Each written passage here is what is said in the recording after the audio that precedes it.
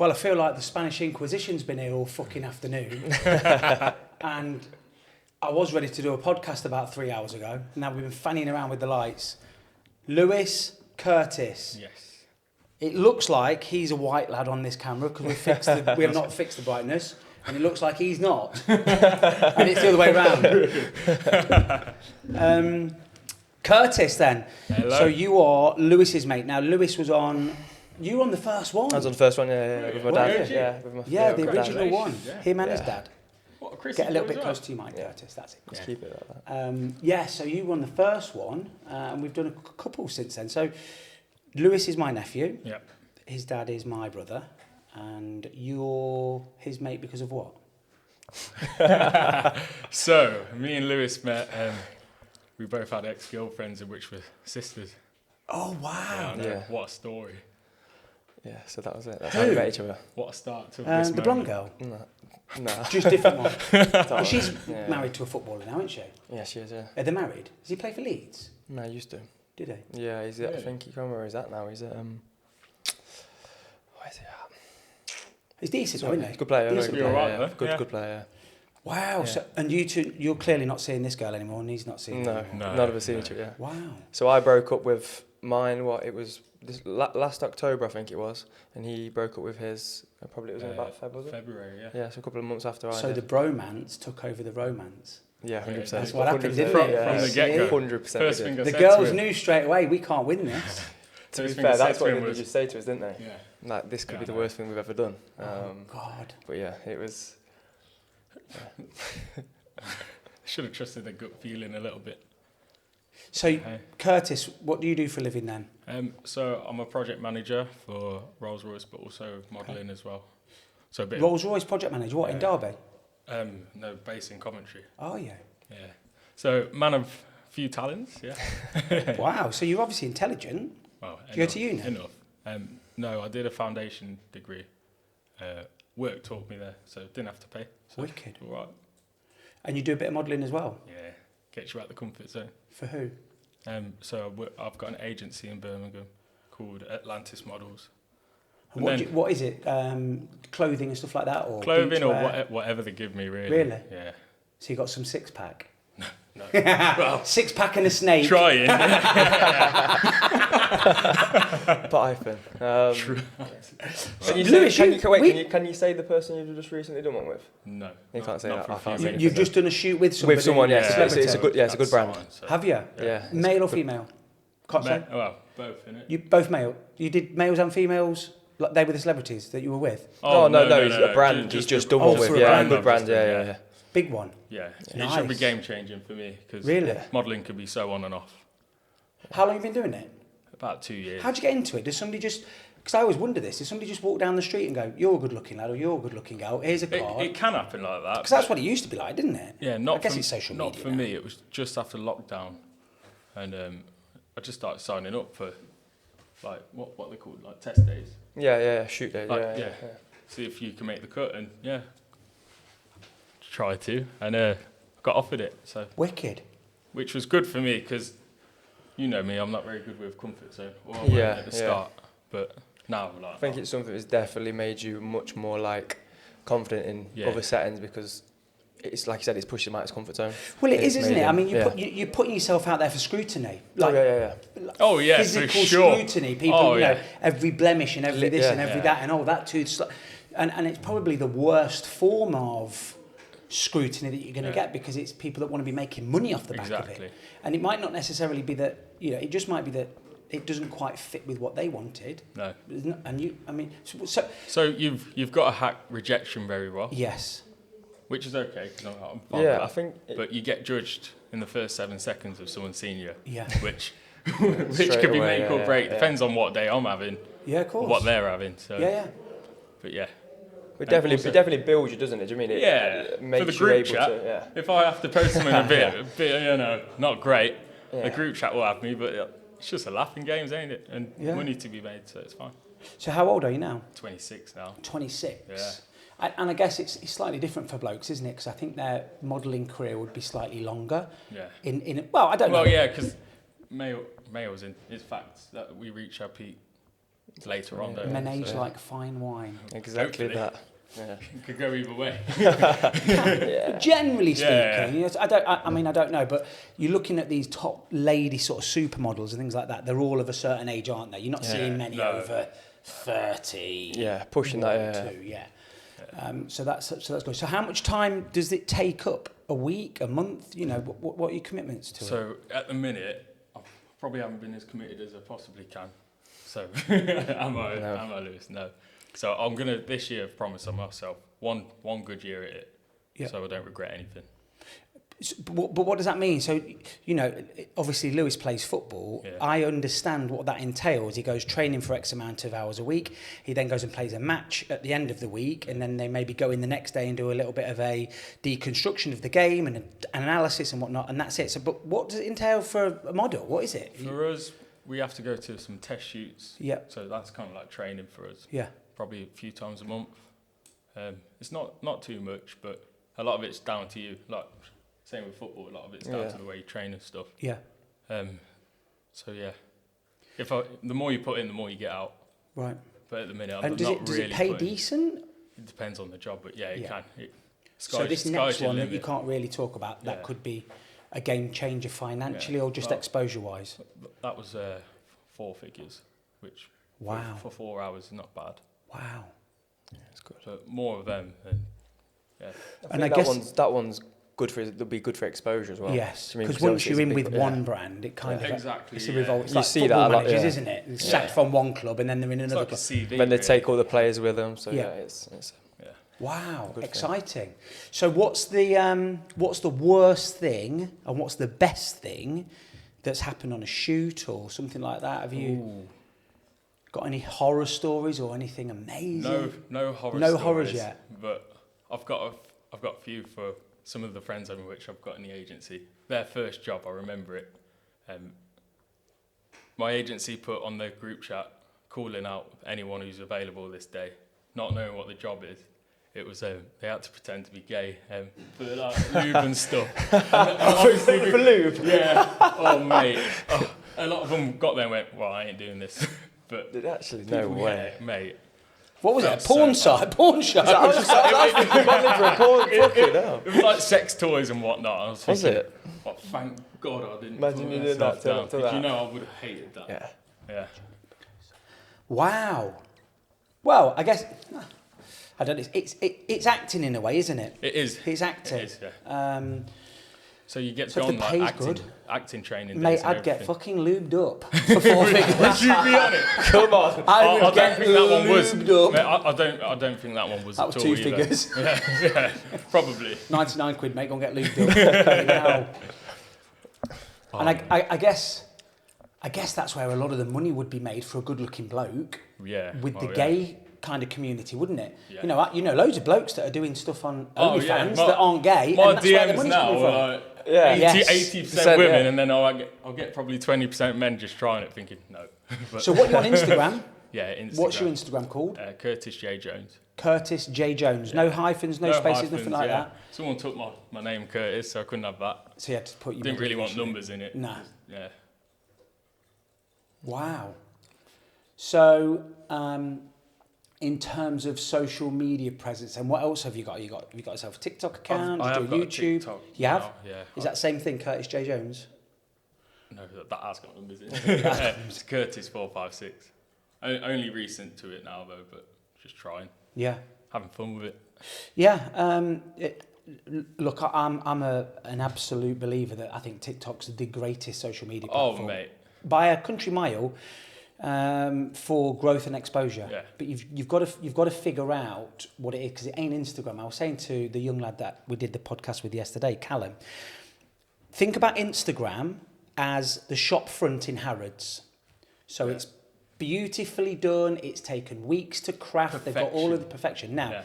TikTok is the behind the scenes of how that was all done. Where all the graft. It's the effing and the Yeah. blinding, and fucking put that up there, you bastard.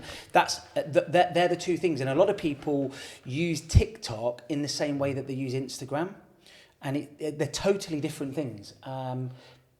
You've got to post probably 5 times a day. Yeah. on TikTok, haven't Yeah. you? Yeah, So it's very clever. I don't know if Lewis has told you about what I've done. So I've got nearly 200,000 followers on TikTok now. Wow. And I literally started posting last October. So October Right. 2022. Been through a really shit time, marriage breakup, broke my leg, had COVID a couple of times, business had gone shit. All within 1 year? All within, not quite a year, but 2 years. Yeah. Mum died, my sister died, then marriage breakup, and then COVID, and everything. And it was just shit, so I started drinking every day on my own, go to work, come home, have a few drinks. Probably did that for the best part of a year. Wow. And you just feel, not like fucking paralytic drunk, No, but just come home and... I didn't want to go back into dating. I'd dated a little bit and whatnot, and I just couldn't be arsed with it. You've been married for 17 years. Yeah, it's different. It takes a while for you to even contemplate. It's just nice to have your own time. So I thought, look, fucking something's got to stop here. I've either got to fucking get the dog lead and go and hang myself, or I've got to go a completely different direction. So I thought, right, I'm going to fucking try and sort myself out, and then just started researching. So I thought, well, while I'm researching and I'm finding out about ice baths and I'm finding out about supplements that might help naturally, and I'm finding out about the best ways to boost your testosterone, I thought I might as well just start journaling this. Yeah. And I might as well just start doing TikTok, because I'll be able to see some progression there. And back then I thought, if one bloke sees this and has been in the same situation as me and it helps him, then it's all good. So I just started posting, and I thought to myself, I'm just going to post as much as I can each day, 3, 4, 5, 6 times. And I think the least I've posted now in 14 months is probably about 8 TikToks in one day. Wow. That's the least. So some days I've posted 20 plus. Yeah. I've just been consistent with it. How does that make you feel? Like posting it at the start, were you kind of like horrendous? Yeah. Hated the sound of my voice. Yeah. Hated the way that I looked. But what I say to people, so I do consulting now. I do social media consulting, and people will come down here and say, look, I want to start doing this, or this is my business, and that's what we look at. And I look at it and I say, your first 1,000 videos are going to be dog shit. They're going to be absolute Straight fucking up, dog shit. And just accept that. Just the same way that if Lewis came and had a couple of goes at tennis with me, he's going to be absolute dog shit. He's an athlete, he's got all of the attributes, he's going to be shit at tennis. And he would go into that expecting that, but people go into social media expecting their first video to be fucking amazing. Oh yeah. You're going to get humbled, ain't you? Humbled. Yeah. By yourself, Quickly. more importantly. Yes. Yeah. So it was difficult to start with, but I just thought, you know what? Something feels right about this. I don't know what it is. There was no money to be made on TikTok then, so it wasn't for monetary gain. And I just started posting, and then I had no idea what I was going to post about. And then slowly but surely, you kind of, what I say, you find your voice. Yeah. And then you find what works for you. So if you said to me, what do you think would work for me, Nick? I say, I don't know. You have to I've got no fucking clue. Go and make 1,000 videos. And then you'll come to me and you'll say, this is my voice. Actually, I'm funnier than I thought I was. Or actually, I'm really good at doing daily news roundups of bits and bobs. And I spend loads of time on the internet and I know loads about crypto. So what I've now started to do is I've started to now talk a little bit about crypto or finances, or I fucking love Lego. I love Star Wars. I've seen it. Yeah. They look quality, by the way. But that's not my TikTok. That's just me. Now I'm pretty sure I could make TikToks about Star Wars and Lego, and it would find its audience. You'd find an audience, yeah. But what I say to people is, you have to go into it thinking, what am I going to be able to do for 5 years? Long term, and you still enjoy it. And you still enjoy it. You obviously get days when you think, oh, fuck this, I can't be asked. But I literally say to people, the amount of times in a day I'll hear something on the radio that's made me chuckle, or it was a really good idea, I just pull my phone out now and post about it. That's it. Love that. Because just because I've heard something on Capital doesn't mean you have. Yeah. Doesn't mean you have. Yeah. And it's like, I posted one the other week, and I think it's got about 500,000 views now. And I heard on Capital as I was dropping the kids off to school and then coming to here, the country Sardinia are offering people £50,000 to go and move there. Because there you go. It gives you that I heard it on the radio. Yeah. So Really? I just posted it. I said, look, I've just heard this on Capital. They're offering 50 grand for people to go to fucking Sardinia. What's the catch? Well, they've got a really dwindling... the people are very old, and there's no new blood coming through. Right. So it's very elderly and the economy's shit. So they need young people that are going to come and do buildings up. So I think the 50 grand is on the premise that I think you can buy a fucking little shitty house for 2 grand or something, but it probably needs 40 grand spending. Working, and then, so there's going to be caveats to it, but that video got 500,000 views. Did it? And it wasn't my fucking video, it was me just saying relaying what some I'd content relay. in which Another one, I don't know how it's done. How's that one doing? So, you lads will know this, but my mind was fucking blown last night. Just around the corners, Weatherspoons. Yeah. So, he'd been editing and stuff like that, and I came and picked him up and said, come on, let's go and grab something to eat and we'll go and have a drink. So we've gone into Weatherspoons and we sat there, and there's a table just across from us, and there's these 2 young girls on there, probably your lad's sort of age, relatively nice looking. You know, they were nice looking girls, looked, you know, kept themselves well and all of this. Their table was constantly getting drinks brought to them. Now, when I say constantly, I reckon at one time these 2 girls had 18 drinks there. So I'm thinking, what the fuck's going on here? Bad. Anyway, I started talking to one of the girls. I said, what's going on your table? She says, oh, have you never heard of the Weatherspoons game? I'm like, no. What? So there's a Weatherspoons game on Facebook. Yeah. They go onto the Weatherspoons game Facebook page and post a picture of themselves and their table number. And blokes send drinks to their table anonymously. Right now, then, mate. Yes. Let's go. And I'm thinking, this is fucking unbelievable. Yeah, it's crazy. And these girls, literally, they're giving drinks away to people because a picture's arriving. A picture. That's mental. It's actually mad to think why people do it. Yeah. Do you mean like what do the men actually get out of that buying them girls that, like, what do you get? Well, it's what a love story. it's what simps and wimps and pussies do. All isn't do, it? You know, they might. They can't speak to a girl in real life. Speak to a girl. Look, if you're going to buy a girl a drink and get it to them, at least tell the waiter to say that's come from table 7. Yeah. You know, table 7. Make it known. Yeah, no, so it's online. Totally anonymous. You don't even know who's. You don't even know. So they could be in a different country and they just order it and it's order to your table and then that's it. That's wicked. Mate, crazy. Yeah, crazy. So my mind's going. I'm thinking, fucking hell. There's a way of monetizing this. There's got to be some way of designing this kind of app, and so that's the future. But you know, lads don't ask girls out anymore. No. Now, you 2 lads are handsome boys and have probably got zero reason to not go and talk to a girl. You know, you're not going to get knocked back, let's face it, by many. Average-looking blokes aren't like that. Average-looking blokes don't fucking ask girls out. They need to, though.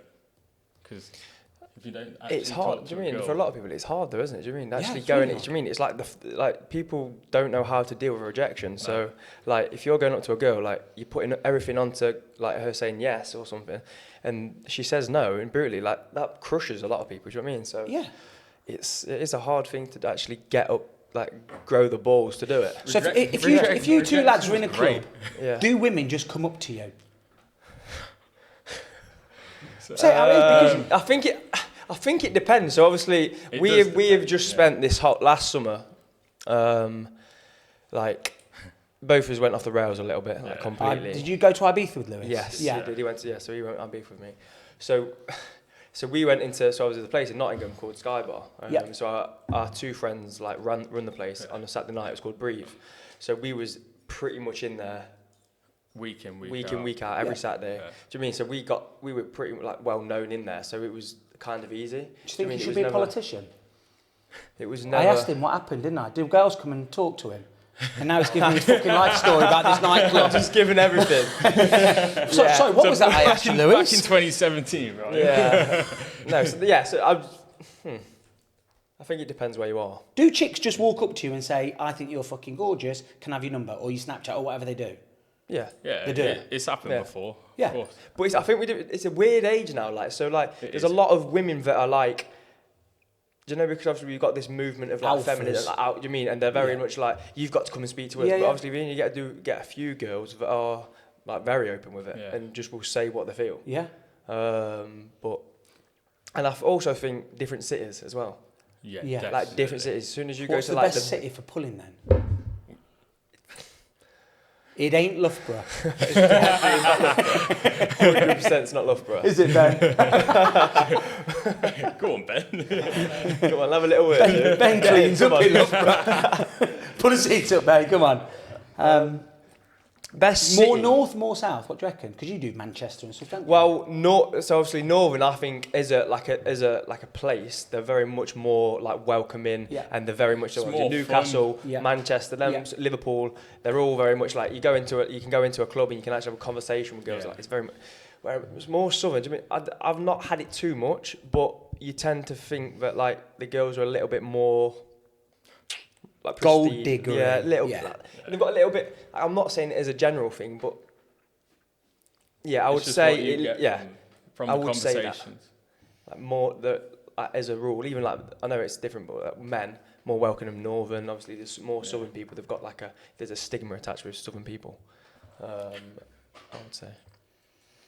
Yeah, I'd say Midlands isn't really it. Yeah, Midlands Midlands is is not it. Birmingham, no good? I don't. It's okay, Birmingham. It's alright. okay, yeah. I live quite close to it, so Yeah, I've that's kinda more of your used to it. local, isn't it? Yeah. So Birmingham. I've never. There's nothing I've been out nothing in special Birmingham about once, it. but nothing major. But Nottingham's better than Leicester, Yeah, without a for doubt. sure. Nottingham's always been good, hasn't it?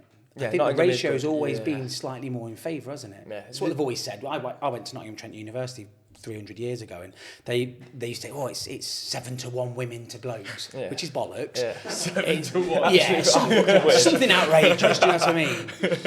Yeah. Something outrageous. Sheffield. To be fair, I've I've never never been. really been Sheffield. I think I've been once. Never I been. went after I played a game on a Tuesday night. My mum and dad are away. We won the game, and then a few of me and my mates we just drove down to You went Sheffield straight down away, there, straight did you? down there. Go on, lad. And to be fair, that's probably the only time I've Yeah. actually been out in Sheffield. Any good? It was actually. It was decent for a Tuesday night. Tinder. Tuesday night. Yeah. You lads on Tinder? No, I'm No. not. No. No, you're not either. No.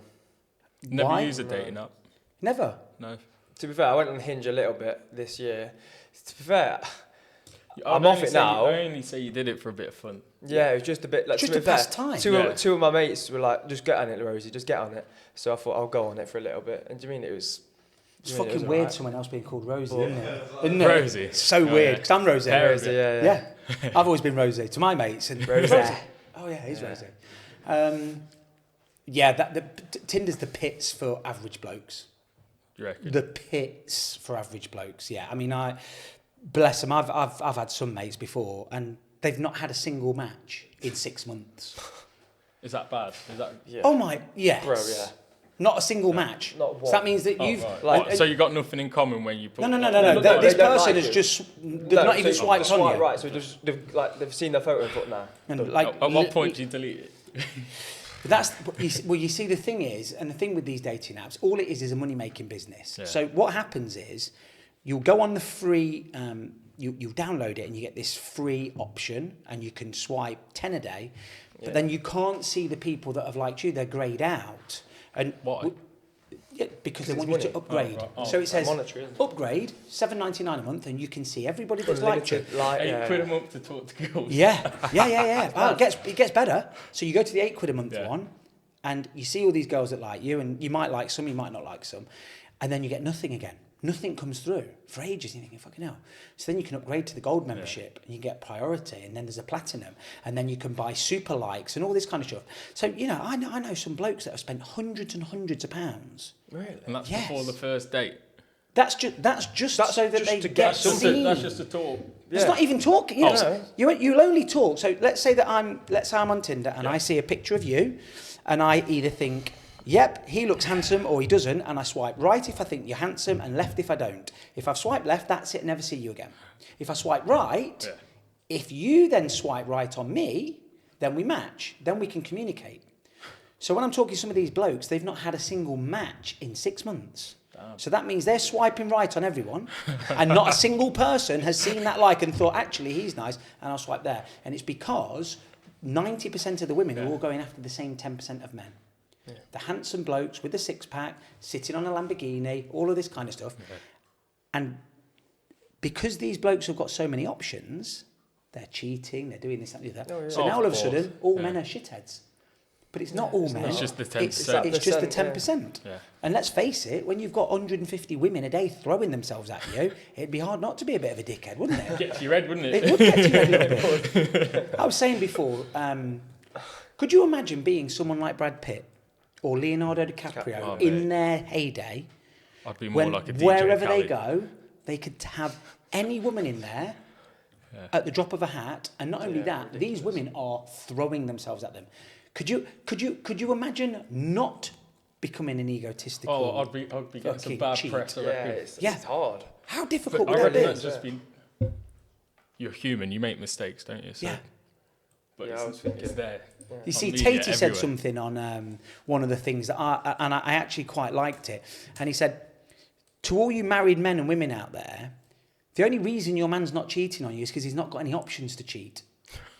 You put that same bloke that's never cheated on you in a room full of 9 out of 10s that are throwing themselves at him, he ain't going to stay faithful for long because it just isn't in men's nature. It's just impossible to do it. I think. I think. I do get that, As a generalisation, it's hard. you put a bloke in a nightclub with 20 women that are pursuing him all night. Yeah. A man's only got so much resolve. Yeah, no, I do get that. Before he gives in. So it's, obviously you two lads will get a certain amount of attention, and I get that, but, could you imagine a really hot woman? Oh, yeah. How many DMs she's getting? And Oh, of course. No, right. ridiculous, yeah. Because obviously, But we're aware about that. Yeah, aren't we? it's what we were saying about the difference between men and women. Like, men are very much like, on like Instagram, they'll straight up just slide into people's DMs. Yes. Like, women are a little bit more reserved in that sense. Like, it's not as much. Do you know what I mean? They still expect certain standards of, like, he's got to pop up to me first. They'll like your photos, they'll like your stories. Right. But then it's about you to, like, pop up to them. because I've heard people saying Instagram is literally just a dating site. Pretty much is. Virtually is. It's basically you just selling yourself, selling your lifestyle, and then people, whether they like your lifestyle or not, and that's how you see it. Yeah, I guess so. Yeah, and it's basically selling yourself. It's like It's a that shop shot at Harrods. front. It's that. It's the front. Unless you, like with modelling, I guess, definitely Instagram is for dating, but with modelling you can hide it better because you're making money essentially on Instagram a little bit more. Yeah. But still, at the end of the day, like, I mean, you're getting paid to do that, but at the end of the day, like, you're still trying to find, like, you're putting yourself the photos of you modelling on. Like, it's still the long term. Like, there's still a part of you that's thinking, well, I hope a really fit girl likes this photo. Of course, maybe mate. there's do you know what I mean? So it's still, it is still there. Yeah. Yeah, it is.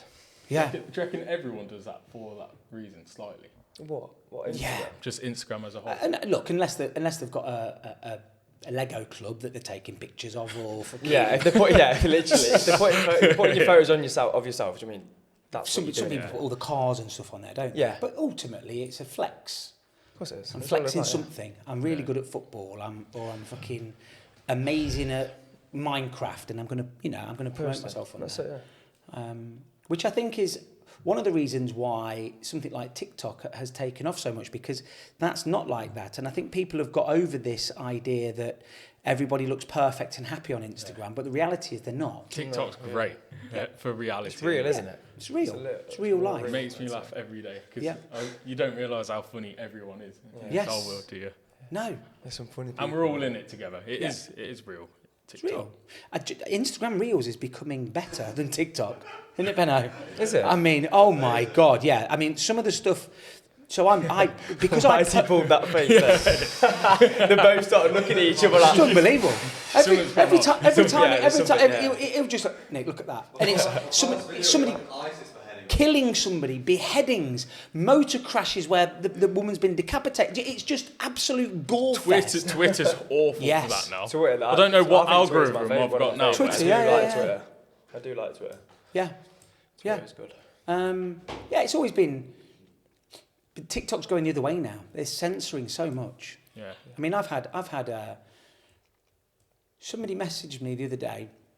So about 2 months ago, end of October, maybe early November, I made a post about something, and it was to do with making money online, and it went viral. I think it got 1.4 million views in like 3 days. Decent. But ever since then, I gained 30,000 followers, and I think a lot of them were bots and things like that. So your scam artists and your bots will jump onto something that's doing well that they could finesse people out of. So all of a sudden there was, so if you went onto TikTok now and typed in my handle, there's about 150 fake, and all they've done is added a dot or 2 R's at the end of it. They've used the same profile, and they actually clone my video. So you go onto it, and it's me and all of my videos on there. Oh, really? So what they will then do is they will then contact somebody that follows me, really, and say, oh, hi, you know, I've started this Telegram group up. We're investing in crypto. All you need to do is send me 100 quid and stuff like that. And people are getting scammed left, right, and centre. So some woman messaged me saying, I think somebody's trying to scam your account. I've been messaged a few times by some fake accounts. And I put, there's lots of them, just report them all. My comment got a violation and taken down, going against community guidelines. Did it? Yes, Really? yes. You can't put a clown emoji. If you put a clown emoji in a comment, it'll get taken down, you get a violation. You can't call somebody daft. Definitely in the comment section, isn't it? It's crazy. Daft clown. I mean, it is so highly regulated now. It's crazy. I had a video, and you talk about Elon Musk in a video, it gets taken down. What on TikTok? TikTok, does it really? Yeah, they've really gone over the top. So Instagram Reels, I think, has gone back a little bit more towards what TikTok used to be 5 years ago. And it's like everything; it will swing back the other way a little bit, I guess. But yeah, I think there's room for one more social media platform, which is going to raise the stakes on TikTok, and it's going to play the gambling stakes of your post could reach 300 million views in a day, and because that's all TikTok's done, it's a gambling method. And I think there's one more before everything goes AI. And you reckon? Yeah, it might be another version of TikTok. It might be a TikTok, because you imagine putting one post up there and 300 million people see it. You ain't doing that as a new account on Instagram. No, you ain't doing it on Facebook. No. You ain't doing it on YouTube. It's tunnel, isn't it? I mean, we've been making this. We've been putting these podcasts on YouTube now for what, 4 weeks? Yeah, we've got 150 followers on it. Really? Yeah. In TikTok, you could reach 300 million people with one video and get 100,000 of them follow you. To be fair, recently I did a CapCut TikTok. I thought this thing was cool. I got, I think, 350,000 views. There you go. There you go. Didn't expect that. Just off of one thing. But then what happens is, so the way the human brain works, and it relates to what we were talking about, yeah? So what we would call you two lads is footboys, yeah? You're footboys. Good-looking lads that really don't want to be tied down. All the women are after you. And the reason footboys do so well is because you'll give them some attention and then nothing for a few weeks. And then a bit of attention and then nothing. Because you've got so many birds messaging you and this and that and the other.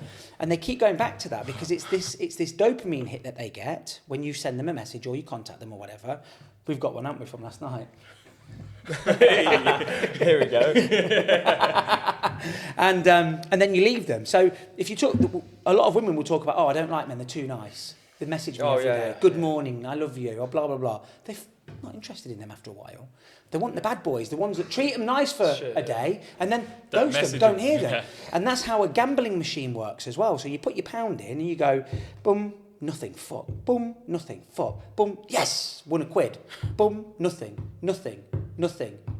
yes, 5 quid, boom. By the end of it, you're addicted to what's coming next, that next hit. And that's what TikTok does. Yeah. You post 10 videos, one of them will get 1,000 views, the next one will get 2, 5, 10, 50,000. Dopamine's back now.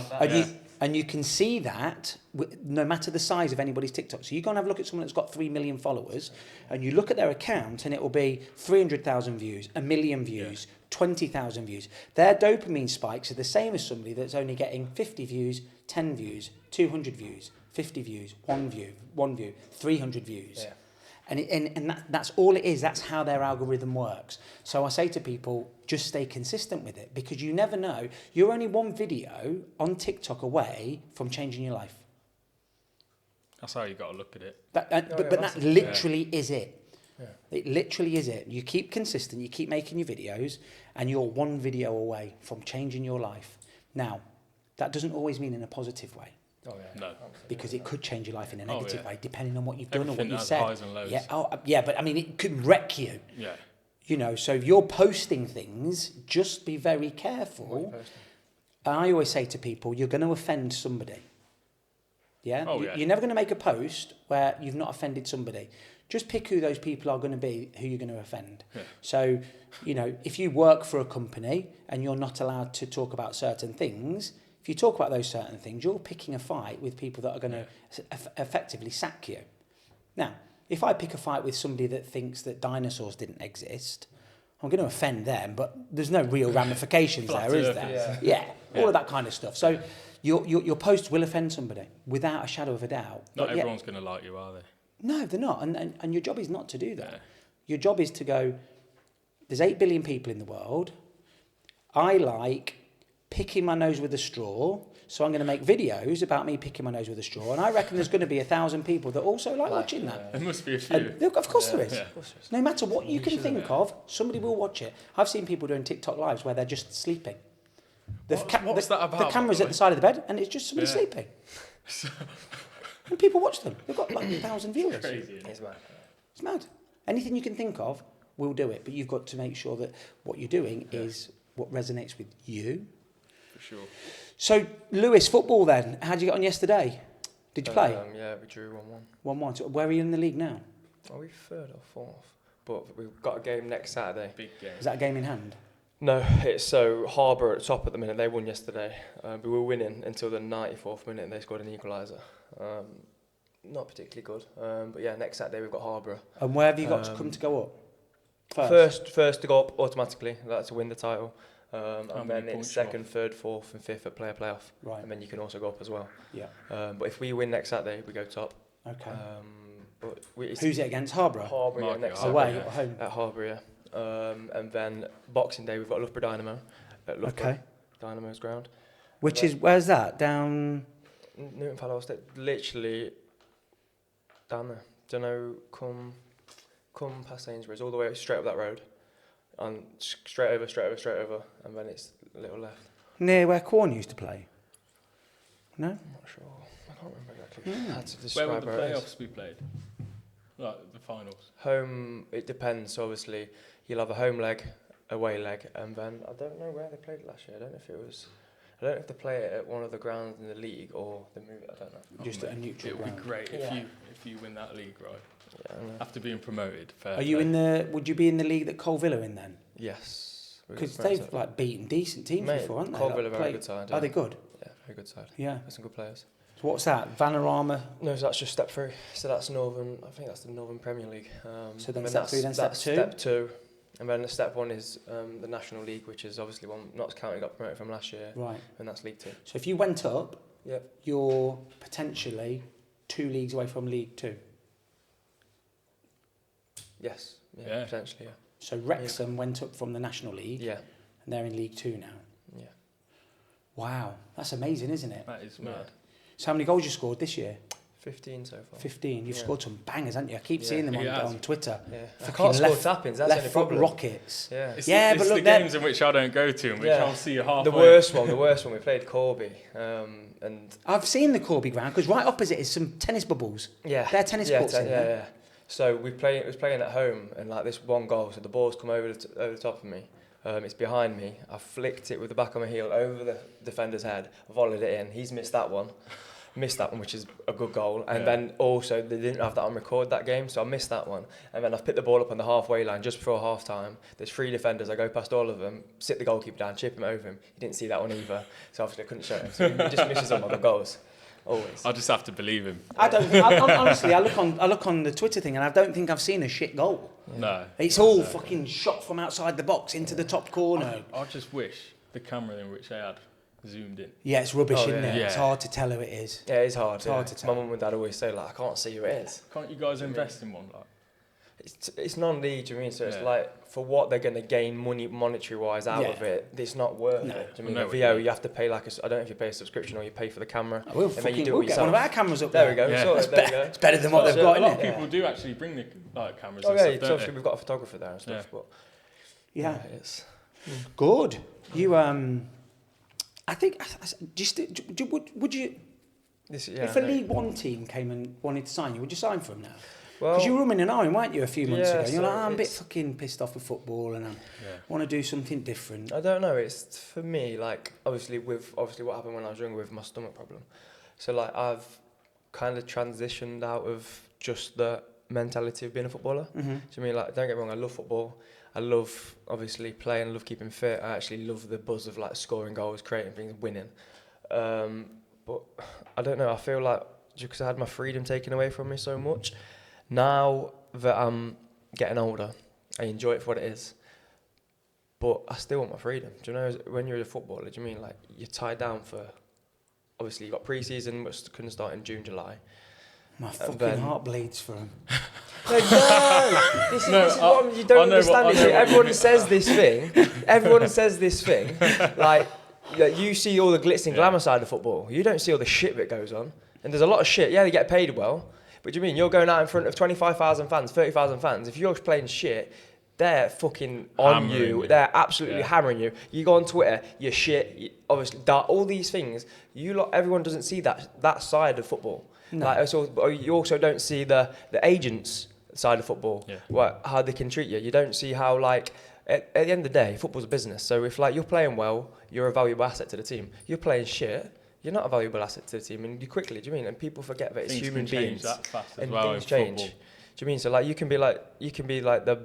Like, look at the David Beckham documentary. Yeah, amazing. Do you mean? So, like, how, like, he was gone from a superstar to, like, rock bottom shit, and then to go back up. Do you mean? It changes quickly, but, like, the thing you said there, like, the heart bleeds. Like, I completely get it. They get paid ridiculous amounts of money, but at the end of the day, they are human, and it's a lot of pressure. It's a lot of pressure. Do you know what I mean? Like, do you mean going out and, like, do you mean when you're playing in front of 70,000 fans, like? And then you obviously got the TV now, where any single thing is scrutinised. So you've got to deal with that pressure as well. And being 19 years old. 19, do you mean? And Starlight, when you're that young, and do you mean your life? And you are also signing your 20s away. I mean, that's not always a bad thing, but. No, but do you mean? I think you've got to learn some lessons. Yeah, but it's hard in this day and age. I mean, like, you're getting thrown into this world, and it's like the social media world as well. Yeah. So everything's in your face. Mm-hmm. So, like, to keep it away from, like, the social eye is quite a hard thing. What league do you reckon would be the best to play in for that balance of having the money and the glitz and the glam, but you're maybe not in the spotlight as much? Saudi Arabia. Somewhere like that. Saudi. Yeah, but does that not bring a whole other set of problems with it? I don't know. I'm sure there would. Be. Yeah, do you mean? I think anything, like any life choices have. If you were in a mediocre team in League One, but would that be quite decent? Like, how much would a League One player get? National League might be depends. perfect. 4 or 5 grand a week. What League One? I think it depends, because obviously you've got like some of the young lads that are Leicester. Some of the Derby lads are on 50 quid a week, aren't they? I think it just depends. So obviously you've got, if you're a valuable player of the team, you're obviously going to get more money. If you're scoring the goals, if you're keeping the goals out, like, do you mean, if you're either one of them, you're going to pay more. Scoring goals is your money making. Do you mean, at the end of the day, the people that score goals are going to get paid more money naturally, because obviously you're actually influencing the game by, like, a single contribution. So I wouldn't know how much, do you mean, some of these players are on. I wouldn't have a clue. Got to be a good whack, though. God, yeah. Like, do you mean, like, got to be worth it a little bit. Yeah, do you mean? A lot more than anyone's average salary. Yeah, for sure. A lot more. Do you think women should be paid the same as men for football? Do you want me to be honest? Yeah. Absolutely not. Why? I'm going to say it straight. Like, do you mean, don't get me wrong, I don't obviously want to sound like a twat too much, but at the end of the day, so, like, they will discuss it and they'll say that they should be earning the same money. Yeah, of course. But do they generate the same amount of income, like the big teams? Like, do you know, it's like the sponsorships, do they generate that sort of money? And, like, I don't want to go into it, like, to be too controversial, but you know, when you actually see the quality difference between the thing is, like, let's be honest, like, there's still a big massive gap. Huge. So, like, if they were the same level and producing the same things and the same standard of football, then I'd say 100% they'd pay them the same. But if you was actually to compare, like, do you mean technically, yes, there's some very, very good players. But if you was to compare them, like, and do you mean there's still a world of difference, in my opinion. Do you mean a lot of people have different opinions, but that's my personal opinion on it. And it's down to the amount of audience the you audience, get watching the games and stuff. Do you mean it is growing, and it is really good to see that women's sport, obviously football, is growing, but it's a business as well, so the business has to make money in order to give more out. Yeah, which is spot on. So it's growing, but not there yet, I don't think. I totally agree with you. And I would also say, if the women's game was producing more money than the men's game, pay them more than men. Pay them more than men. Yeah. That's it. Women porn stars get more than men, don't they? Because spot on. That's where the money is. That's where the money is. 100%, yeah. You know, I'm not going to sit here and go, "Oh, it's fucking not fair, is it?" Ain't fair, Them is it? blokes ain't getting paid That's much. not fair, is it? Yeah. Nobody goes on the Pornhub for the blokes. Well, some do, maybe but, some do. But it is, and that's an argument to be had. it is. But I don't think they'd quite like it, though, would they? They wouldn't quite like that, but I don't know. But that has to be that's the top and tail argument of it for me. Obviously, my background is tennis, and the women get paid the same as the men now. Certainly at Wimbledon. Yeah. But men play 5 sets. Women play 3. What do you think to that? I think they should play 5 sets as well. Is this some of Lewis's bangers? No. Oh no. Oh dear. So this was the Wrexham footballers against the US ladies team. Yeah, I saw this. It was like the vets. That was giving it. Oh, it was Lee Trundle and people like that, wasn't it? Yeah. So what's this? This is 3-0. Do you mean? They might have just had a bad day at the office. Look at that. Look at just. So, Lewis. Hello. If Manchester City had to play the best women's football team in the world, what would the score be? I don't. I couldn't even. I wouldn't. What, Haaland's coming at you defence? Like the full Man City team, and what? So I don't know. To be fair, I don't know who the best women's team is. Like, do you mean? And this is hypothetical. Yeah. So the Prince of Bahrain has said right to the Man City team. Every goal that you score, you will get £1 million each by the end of the match. So these guys are gunning for it. Yeah. What you've also got to understand is obviously the physical capability both between. 100%. Sure. Do you mean the women will be able to last against women for the whole game like comfortably like this? But playing against men, I mean, naturally we are stronger. So what's the score then over 90 minutes? Haaland, De Bruyne, Gundogan, going ham. I'm going to say... You go first. 44-0. 44-0. Think about it. Yeah, it's got to be. Like, Young Ben? I wouldn't even... You reckon it's 90-0? Goal a minute? There's not enough time. Not a goal a minute, because obviously you've got... Celebrations and kick-offs. Man City, I don't know, 8-0. They are very Premier good. League Like, this is for me, so like, some of the, obviously, the velocity of some of the strikes, the men that, do you mean, and you see the women goalkeepers, like, I mean, the chance of them actually being able to stop a lot of it. I totally get it. So if Haaland's fully gunning if for if you've Haaland and De Bruyne are on smoke, I wouldn't even. It's not even. Yeah, I wouldn't quite go as far as Ben. I wouldn't go 90. Not 90. I wouldn't go 90. I think that's. But I would. See, I went to see a film the other day. We went to it was a secret screening, so you don't know what you're going to watch. So we sit there, and this film comes on, and it's called. No, it was called. Anyway, it was about the American Samoan team trying to qualify for the 2018 or 2014 World Cup. And they took the biggest battering in World Cup history from Australia. And I think it was 38-0. Wow. Was it? Yeah, have a look, Ben. Because if you think about it, so like there was a pre-season game, Bayern Munich. They played some obviously a lower tier of German football. They beat them 23-0. And that's men versus men. And that's pre-season. That's a pre-season. So they're warm. So if they're in full flow, it's. I rate what they're doing with the girls' sport though. Massively. I really enjoyed. From when I started watching football to now, I enjoyed watching the women's England team. Yeah, to be fair, I love it. Really enjoyed it. I thought they were very skillful. I tell you what, here it is. This is that next goal wins. So it was about a true story. They'd never even scored a goal. So this American manager. Wait, are these the players? Yeah. So he's gone over and he's been tasked with trying to get them to... Is this a true story? True story, based on a true story, yeah. So they got absolutely hammered by Australia, the worst ever. And they won a match against something like San Marino or something, 2-1.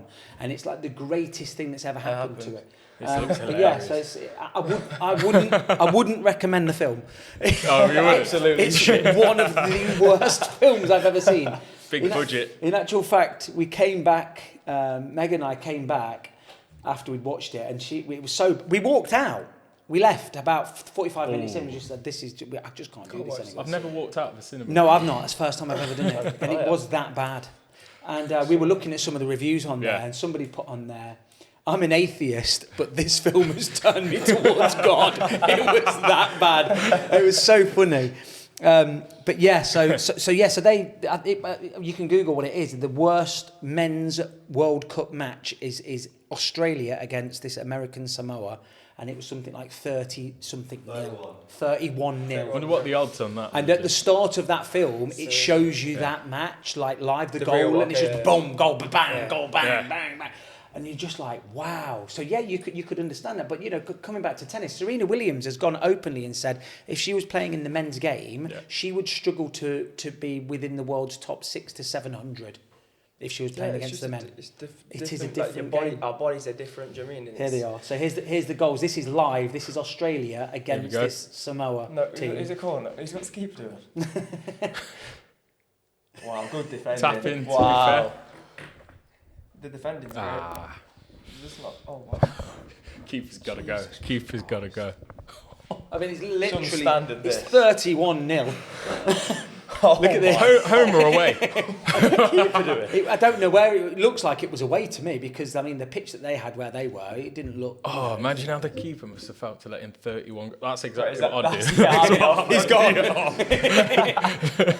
I've just remembered I've left something in the oven, lads. So I mean it's. Jesus, no. Save to be fair. New keeper's done bits. Absolutely unreal. Look at him. Did you see that attempt to defend? Was that the keeper in which came off? Was it? I know it wasn't. Thank God. Look at that from the halfway line. Straight in. Oh. No, this has got to be. This is real, mate. This is absolutely real. Oh, no. That was That's naughty. That's naughty. That was naughty. Bang. It's not bad. But there's a lot of dross in there. There's a hell of a lot of dross. To be fair, that's still a good finish. Oh yeah. Standard. I'd have a little cry after this game, I reckon. No one talked to me for 3 to 5 business days if I was that keeper. So don't go and watch this film. You've literally seen it. You've seen it all here. Did they make it into a bit of a comedy? Oh, you wouldn't know, would you? it turns into a transgender film. Okay. One of the Samoan players is a transgender. And it starts becoming all about them. And Right, I got you. Now, funnily enough, looking at some of those clips there, I think that I've seen the player that there was actually. So I think that part of it is probably true. But it didn't just. It just became the story. And you're just thinking.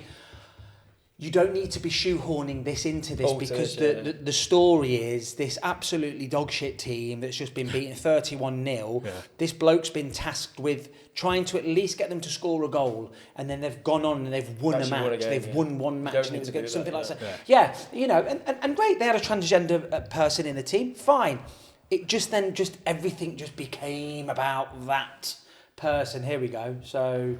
Born in America, Samoan footballer who plays as centre-back for the American Samoa national team. Suela is a Fafafine, a third gender present in Polynesian society. She's the first openly non-binary and trans woman to compete in a FIFA World Cup qualifier. Which, look, in itself, amazing. Fair play to her. Fair play. But yes, it's with a lot of things, isn't it, at the minute? That just becomes the film. The latest Disney film is now about this, and it's like... I'm not sure, you know, I think they could have made it better if it was just more focused on how shit the team. I mean, they were focusing on that, but it's not a great film. Willy Wonka's not bad. Bit of a musical, been to see that. I've not seen it yet. And The Hunger Games. Good. No, not too bad. Yeah, not bad at all. You'd win Hunger Games if you're right. No. I'll be dead. Do you reckon? I'll be dead. No, Yeah. I'd like to. I fall for I think a few you'd traps. be amazed at what you can do if your life depends on it. Oh yeah, you fight or completely. flight. I mean, Incredible tool. I don't think, when you put in a situation like that, nobody knows how they're going to react. You know, it's like you talk to all these young lads that think they're a bit tough. Yeah, this and that. Have you ever been punched in the face? No. Yeah, but I'm well tough. No. You don't know how you're going to react to that first smack in the face. Yeah. And some people rise to the challenge, or some people that's it, I don't want any more, and they're gone. And I guess it's the same with that. You hear these stories, don't you, that the amount of strength that we've got, if you've seen a baby trapped under a car or something like that, you can fire all of your muscle fibres at the same time and lift the car. Done. And you need crazy feats of stuff like that. But it's horrendous what we are capable of when our back's to the wall. I've seen people where they've been trapped out at sea and they've had no food, and then they've started seeing these fish, and they've been picking these fish up, and the brain's switched, and all they're wanting to eat is the eyeballs and the guts, and the brain has made this switch because that's where the nutrition is. Yeah. So they've started off just by eating the flesh, and then days and days in, and I've heard a guy talking about it, and he's like, I was looking at these eyes, and it was like, you're not eating anything for weeks, and then all of a sudden, somebody's put a nice roast dinner in front of you, and that's the feeling you gave. And have you seen that bloke that cut his own arm off? Have you seen that film, 187 hours or something? Or something like that. Was it in the rocks? He was in the rocks. Yeah, he's trapped and he in, gets his arm trapped. yeah. And he ends up cutting his arm off, hacking his arm off. And you think to yourself, I could never do that, but you just don't know. Yeah. You just, you would like to think that you would do it, but, absolutely unbelievable. What's that? Man lifts a car off of a 3-year-old child. So you hear about it all the time, don't you? We don't realise how powerful we are, not just physically, but mentally. And what are you on ChatGPT for? Project Deadlines. Yeah, it's we are incredible creatures, but probably also capable of some horrendous stuff. We've got a woman coming on the podcast. Yeah. When's she coming on? Sure. Remember Diageo woman? Yeah. And she's written a book, something like my dad's killed my mum, and really, she's really. I don't know. She's coming on the podcast to talk about it, but where's she from? Is she from? She's English. I think her name's something like Diageo or something like this. Natalia. Yeah. So she's written this book on it. I don't know what she saw the dad do it, or she was part. I don't know. Yeah. But you just think, fucking hell. Me and Lewis's dad's pulled a dead bloke out of the canal before. Really? Literally the canal that's just the other side of this wall. Oh yeah. Yeah. What? Yeah. I didn't even know that. Didn't you? So can you remember where we used to live when we used to live at Nanny Grumpy's? Yeah. So this side of the road where our house was had big back gardens, and that led to other houses. But the other side of the road, the canal. So their back garden leads onto the canal, and most of the houses that lead onto it had little boats and barges. And there was this little old couple, Albert and why can't I remember her name? Something like June or Jude or something like that. And Joan and Albert. And there was only me and Chris that was in the house. He was upstairs doing something or in the back room, and I was sat watching TV in the front room. And we heard knock on the door, and it was the woman, Joan. Boys, can you come and help, please? Albert's falling in the canal. So, fucking hell. So we ran across the road. I was definitely 15. Okay, yeah. Maybe 14, 15, 16, somewhere there, I would have said. So, yeah, we were reasonable age. So we ran across the road and ran down to the bottom of the garden. And where his barge is, there's a small gap in between the edge of the bank and that. And he's face down, upside down. All you can see is his feet. So me and Chris have got a leg each, lifted him out. He's dead. Yeah. He's swollen, puffy, When you see a dead... How long have you been in there? Well, that's the thing. Don't know. Because that's weird, because his wife obviously coming knocking on. He was probably potting around in the garden. She was doing something inside. She's gone and seen, so... But the weirdest thing, me and your dad, we've just literally gone back home and just carried on with the normal day as normal. And just pull him out and just... Pull him out. Put him on the... And then he's there, and then I think she'd either called the ambulance or something like that before, so they then arrived... He waited around for a couple of minutes, pronounced him as dead, and then about 2 hours later, a policeman came round and he was knocking on the door and he was like, oh, can I just, speak to you boys about it? Yeah. What was it like? And he says, well, the ambulance people have told us that he was dead before he went in. He looks like he had a heart attack and fell in. And he was saying, how are you boys feeling or whatnot? Because obviously it's quite traumatic. How did you feel? We feel here. It was so weird.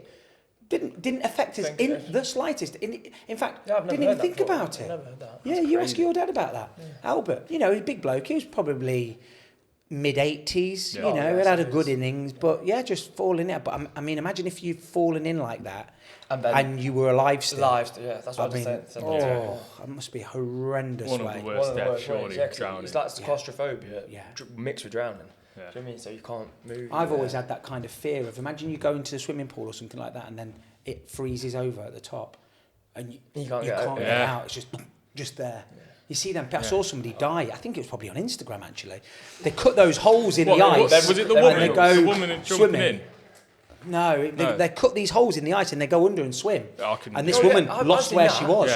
And they're trying to guide her back to the hole and she's trying to... And she dies. I've seen there's a girl from Russia. She gets a chainsaw. Yes. And she just goes in and she does these little weird. She does some different every day. She does mad. That's mad. To die. Mad. That's awful. Yeah, I think that's. I don't know what would be worse, that or burning. That's. I don't know. Weird. No, because you feel like the water flooding your lungs. You've also got to take that first breath it's underwater. Where would you go unconscious first? Yeah. Burning or probably drowning, wouldn't you? Probably drowning, yeah. I would say drowning. Yeah. Because I feel still... Cause lack of oxygen. The pain of your flesh burning would be... But I think once it cuts through the nerves, that's it, the pain's gone, hasn't it? But I think... Here you go, is this woman? So look, she's... she's made it. telling you how to do it. Okay, good. Wow. If in case you go to Russia, I'll be if we get 6 inches of ice on the canal, we'll know how to get out of it. Yeah. That's the content, taking a risk though. Yeah, it's great content to watch, but one day it could go wrong. The lads which... She's made it a little bit less, a bit more weak, do you mean, before? Yeah. What they called, where they start climbing buildings and stuff. Yeah. Oh, what is it? Parkour. Kind of. I feel sick watching it. Yeah, where they're hanging over the edge. They're the ones where they hang off the legs and when they've got one arm on, then they're like, they put the camera down and then... Or they're holding on to the girlfriend over a cliff. You're holding that. What are you doing? There's a bloke and he used to do it as like an act and this, that and the other. And he's doing it and hanging and he just falls. And that was the end of it. Yeah. And it's just crazy, shit, or somebody's parachute not opening. Oh yeah, I've never skydived, but I don't know if I've. Don't bother then. Do you know what? This is what I was listening to. I was listening to a podcast with Tristan Tate and Mike Thurston, and they were speaking about it. So they were saying it's something Tristan was saying he's not scared of anything, but he says there's things that he's made decisions on that he wouldn't do. Because he's like, why would I go to an airfield base where if you actually do put some work into it and look into it, there's people died at this place. I've built all this money. Why then am I gonna go up to a plane, jump out of it, to be shit scared, to then there's a potential that I'm going to die? Why am I gonna put myself? I've got my daughter to think about. Do you mean? So I never really thought of it like that because I said I would do it, but I'm not sure. Do you mean? I wouldn't mind doing it. It's not hate it. I think you've got 2 schools of thought, really, haven't you? You've got the school of thought of I only get one chance on this planet, and we're all going to die. And when I'm 95 years old and I'm taking my last breath, and I've done nothing with my life, and I've not been anywhere, and are you going to regret it? Equally, I've got all of this stuff, and I think life's precious, and I don't want to. So it's a difficult one, isn't it? It's balancing it. It's. I think sometimes you feel most alive when you've been close to death. Close to death. We went to my mate's stag do. So my mate got married really late in life. So he's only probably been married for 6 years, let's say. We're obviously 45. So he's like, getting married. He wanted me and my mate Lee to be best men. He said, look, I'm not going to choose between you. You've both been my best mates the whole time. Can you both do it? We're like, yeah, we'd be honoured to. So we're like, right, we're all older now, we've got a bit of money. What would you like to do for your stag do? Thinking he's going to say something like, let's go Vegas for a weekend or something like that. Yeah. He goes, I want to go Magaluf. Did he? Yeah. Wow. Fucking hell. So we were like, really? That's it. You want to go Maga? And he's like, yeah, I want to go Magaluf. How was that? Yeah, how was it, mate? Oh, because obviously, us going, like when I've not been to Maga, I went to Zante. Yeah. So like seeing it from my eyes Yeah, is that's one the same thing. as me. So like you're part of that age, and you obviously we've been Magaluf a few times. Yeah. I've been 3 times now. How were they? First time I went, I was 17. It was all right, but I went with a girlfriend and Okay. 2 mates, Okay, so yeah. it was a bit shit. Second time, I was 22, met my wife Did you? in Magaluf. Wow. So on the plane out there, It I'm can all happen, joking then. to the It lads. can I'm like, you lads going to meet your wife out here. They're like, fuck off, Magaluf. Mate, I literally met my wife in KFC in Magaluf. No way. Was Yeah. that so? How long did you go? True for? love. So we went for 2 weeks. Yeah. So funny 2 story. weeks? Bastard. We I went did to 2 Zante weeks for in 10 days Maga. the first time. Did you? Yeah. I went for That one was enough. week, and that was enough. But So- I did have halfway through the holiday. you- I was on the drip to sort me out. So You got spiked. I got Did you? spiked. Yeah, I got Fuck spiked. off, did you get spiked? I hate people that come up with that no, bollocks. I generally did. Fuck off. How many bottles of vodka did you have? 6? Yeah, you got None. spiked. Spiked. None. This You one didn't have a saying, drink? No, so we was at the hotel. Didn't so we had a few pre-drinks and stuff. Then we went to this place. I can't remember what it's called, Club Rescue or somewhere. I can't actually remember what it's called. But then we obviously brought a table, so they're bringing stuff over, and all the bottles are obviously thingy. But this one bottle was genuinely open, and don't know why I didn't clock onto it, because my mates did say why, and then I just necked it, and next minute I can't remember a thing, pass out on the thingy, and then next minute I know I'm wake up in the morning with a drip in me, and Wow, so they had to take you to hospital? yeah. You were there for a few days. Blood weren't you? trickling from your bottom. But you know Came what? out with a The worst thing is, so like, It's not all good being a handsome bloke, Lewis. Highs and lows. Never happened to me. yeah, but the 2 of my mates did look after me, so they stayed with me the whole time. But the worst thing is, obviously, when you've had the drip and it's cleared your eye, I felt like I'd not been on holiday. So I've had halfway through the holiday, I had like a reboot, like a boost again. Yeah. So I'm right as rain. So you felt brand new, did you, after this trip? So 6 o'clock, 7 o'clock in the morning, I'm up in the morning. Come on, boys, let's go. Them lot hanging out their arse, and they've obviously been looking after me all night, absolutely smashed, and I'm ready to go again. See, But- Rogan has intravenous drips, yeah. like regular Yeah, a lot of people- vitamins and What stuff are they like like? Instant. I don't know. I've never done one, but it would be something that would be that. I interesting. can imagine it would be amazing. Yeah. So we went out to Maga and I was seeing this girl from Loughborough at the time. Yeah. Absolutely stunning. And I can remember I was playing tennis down at the tennis club, and one of my good mates at the time came down and he was like, oh, it was a Sunday afternoon. He says, do you want to come for Sunday dinner up at the Coates Mill? And I said, I can't today, but let's do it next week. He said, yeah. He said, there's this absolutely gorgeous girl that works there. So I went the next week and she was absolutely stunning. So I went up to her afterwards and said, can I have your phone number? She's like, yeah, all right. Then so I had a phone number. Got chatting, and we're seeing her for a while. Anyway, it was weird because after a couple of phone conversations, she's like, what do you do for a living? I said, I'm a tennis coach. She said, no way. She said, my sister plays tennis. Really? What does she? What's her name? I was coaching her Was you sister. No Yeah. way. So I've told her. How old were you then? So I was 21, 22. Yeah. How old was she? She was same age, Yeah. and then her sister would have been about 14. Okay. Really a good player. So she's gone running downstairs, and she's like, I don't want to say the name on here. Yeah. Do you know Nick? She's like, yeah, I saw him today. So she's come running No up. way. Yeah, so anyway, knew the mum, knew the Yeah. dad, I knew brilliant. of, And yeah. this girl was gorgeous, absolutely gorgeous, really lovely girl.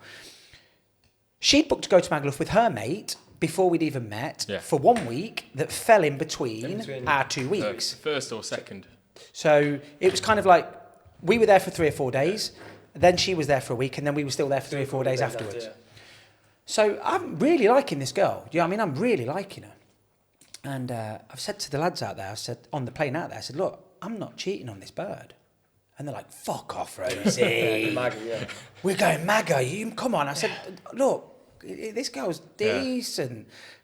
She's got everything that you need. Already get on with the mum and dad. I'm coaching this. The great Yeah, friend. you're I'm halfway going there. round, I'm Literally already there. halfway there. Met And the she's parents. stunning. She was absolutely stunning girl. A lovely girl, level-headed. And so first few nights, nothing, didn't do anything. And then she came over. She was in a different hotel. Got there, went over to see her. And she's been really weird and off and funny. Oh, that's weird. And then she was a bit odd. And then we went round the next night to their hotel. And we've gone into the hotel room, and I'm not joking, there must have been about 15 lads in her and her mate's hotel room. Okay. Like, this is for pre-drinks. Well, yeah. Okay, good. So I'm like, this is a bit weird. Yeah. So I've said, look, Character building. I'm not entirely sure what's happening here, sort of thing. So she's like, maybe I've had a few different thoughts, blah, blah, blah. So I says, fine, no problem. Let's leave it there. Yeah. You enjoy your holiday, I'll enjoy my holiday. So she went back to England, I stayed there. First night she wasn't there, KFC, met my wife. So meet my wife, come back.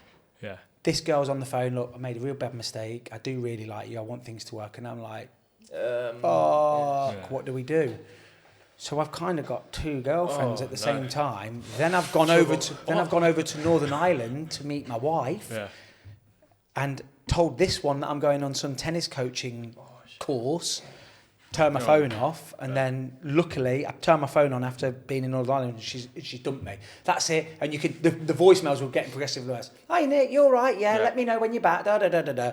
Next one, why are you not answering my calls? You know, da da da. Yeah. Next one, you fucking bastard! I fucking hate your guts. Next one, that's it. We're over. That's it. So then I get back, and then it's. You've not even called me. I'm like, you've dumped me. That's it. We're done. Yeah. She's like, well, I wanted to talk about it. You know what I mean? But I've never, ever dumped a girl in my life. Have you not? Nope. Really? Never. Really? Can't do it. Really? Can't do it. Can't do it. They always. I could be going out with someone. Yeah. I go to dump her, and we're ending up engaged. By the end of it. To be fair, I reckon I've got that in me. Honestly, man. Yeah. I just can't do it. I can't do it. I was seeing this one girl from Northampton, and it's a fair drive from Northampton to here. And I just didn't want it anymore. So she was driving down to see me. So I've gone, fuck it. I've left my mobile phone at home. I've gone out. My mum and dad are like, this girl's coming around to see you. I'm like, nah, fuck it. So she's driven all the way down there. Mum and dad don't know what to say. I just can't handle it. And then I go back, and I'd rather take the bollocking off my mum and dad than face that, because she starts crying, and then you go, all right, well, let's give it another try. And before you know it, you're fucking married with 2 kids. Sounds like this is how my life's going to go, I reckon. This is something to learn from. I've never finished with it. Like, I've never had that conversation. Look, this isn't working. It's not working for me. Let's just leave it be. I just can't do it. I've been dumped a lot of times, but I've never dumped anyone. Fucking hell. So that was my wife. Met her out there, and just mad how it happened. That's crazy. And I still see that girl. I see her sometimes, and she sometimes says it. You went out there to see that you married, didn't you? And that was it. Did you ever tell her the truth? No, never told her. I think she kind of worked out. And actually, I see her a little bit now. And we're still friends and get on. So it wasn't, I don't know. But it's just the way it goes. But yeah, I'm fucking gutless. Absolutely gutless. I've got no problem telling a bloke where to go. A woman crying, can't do it. Have you done birds? It's horrible, isn't it? Yeah, it's not nice. It's not nice. I mean, you lot can do it over text and stuff, I guess, now. Yeah, back in our days, face to face. You can't do that. If you've got anything about it, you can't fucking finish a girl over. Nah. Fucking text. That's a little bit rogue, isn't it? That's fucking awful. Yeah. Brings it's a conversation you gotta have. Do you know what I mean? So. And you don't get any closure from a message. No, of course you don't. Or you just block them. Nah, that's like. That's a whole nother, because that's your nasty. generation, that's a natural thing now to do, isn't it? Yeah, but you can. To break up people, like with my last relationship, so like we both blocked each other for a while. Yeah. I mean, just so we didn't. Yeah. Like, yeah. so So no contact. up, and you seeing each other. Seeing each other time first. Yeah. So it's just like we would break the contact. I don't think I've ever blocked anyone. I have. I block people on TikTok all the time. Yeah, you definitely block people. Yeah. On TikTok? Yeah, I block them on TikTok all the time now. Block them, just block. Just not bothered with it. Just block.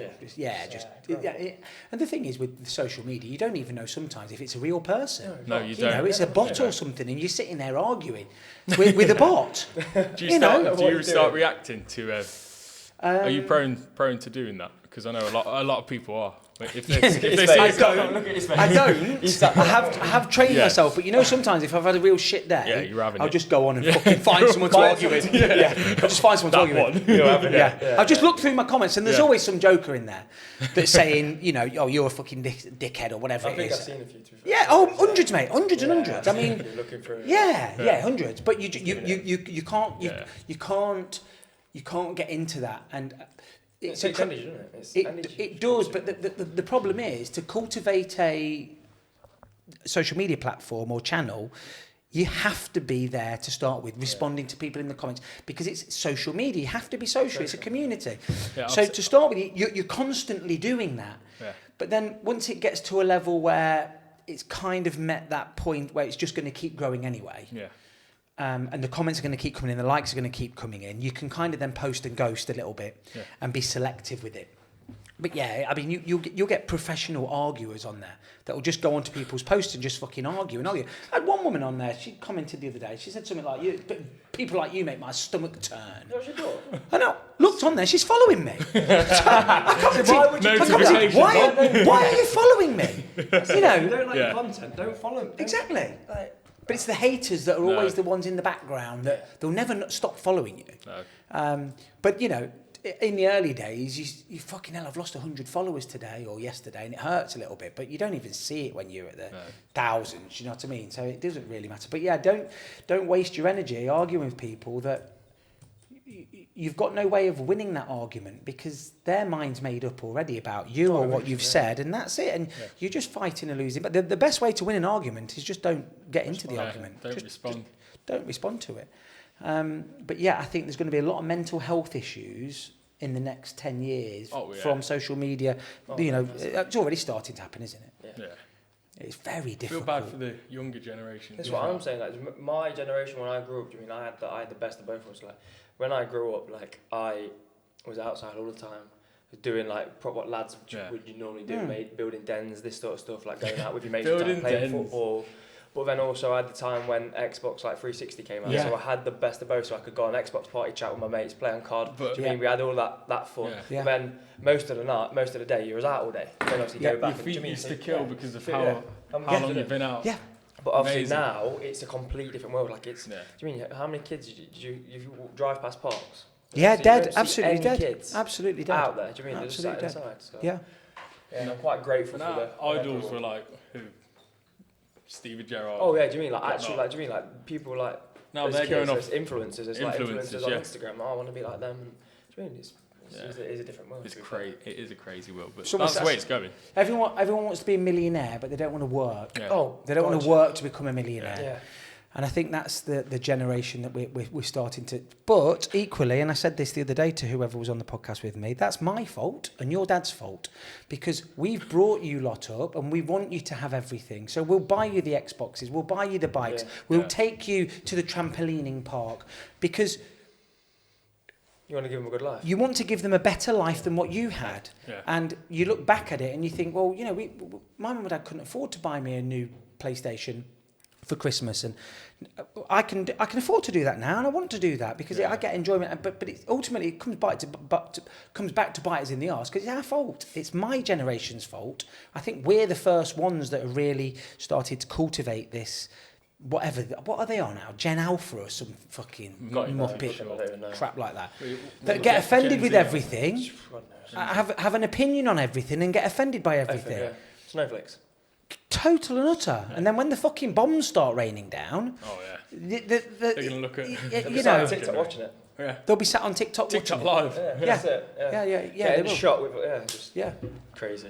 But I also think, do you mean like you're saying it's your fault? But like, I think it's it is, but it isn't, because obviously there's if you bring them up right, then they get to a certain age and they can make the decisions for themselves. But at a certain age, they don't think for themselves. I mean, they're very easily influenced. Obviously, they're watching TikTok all the time.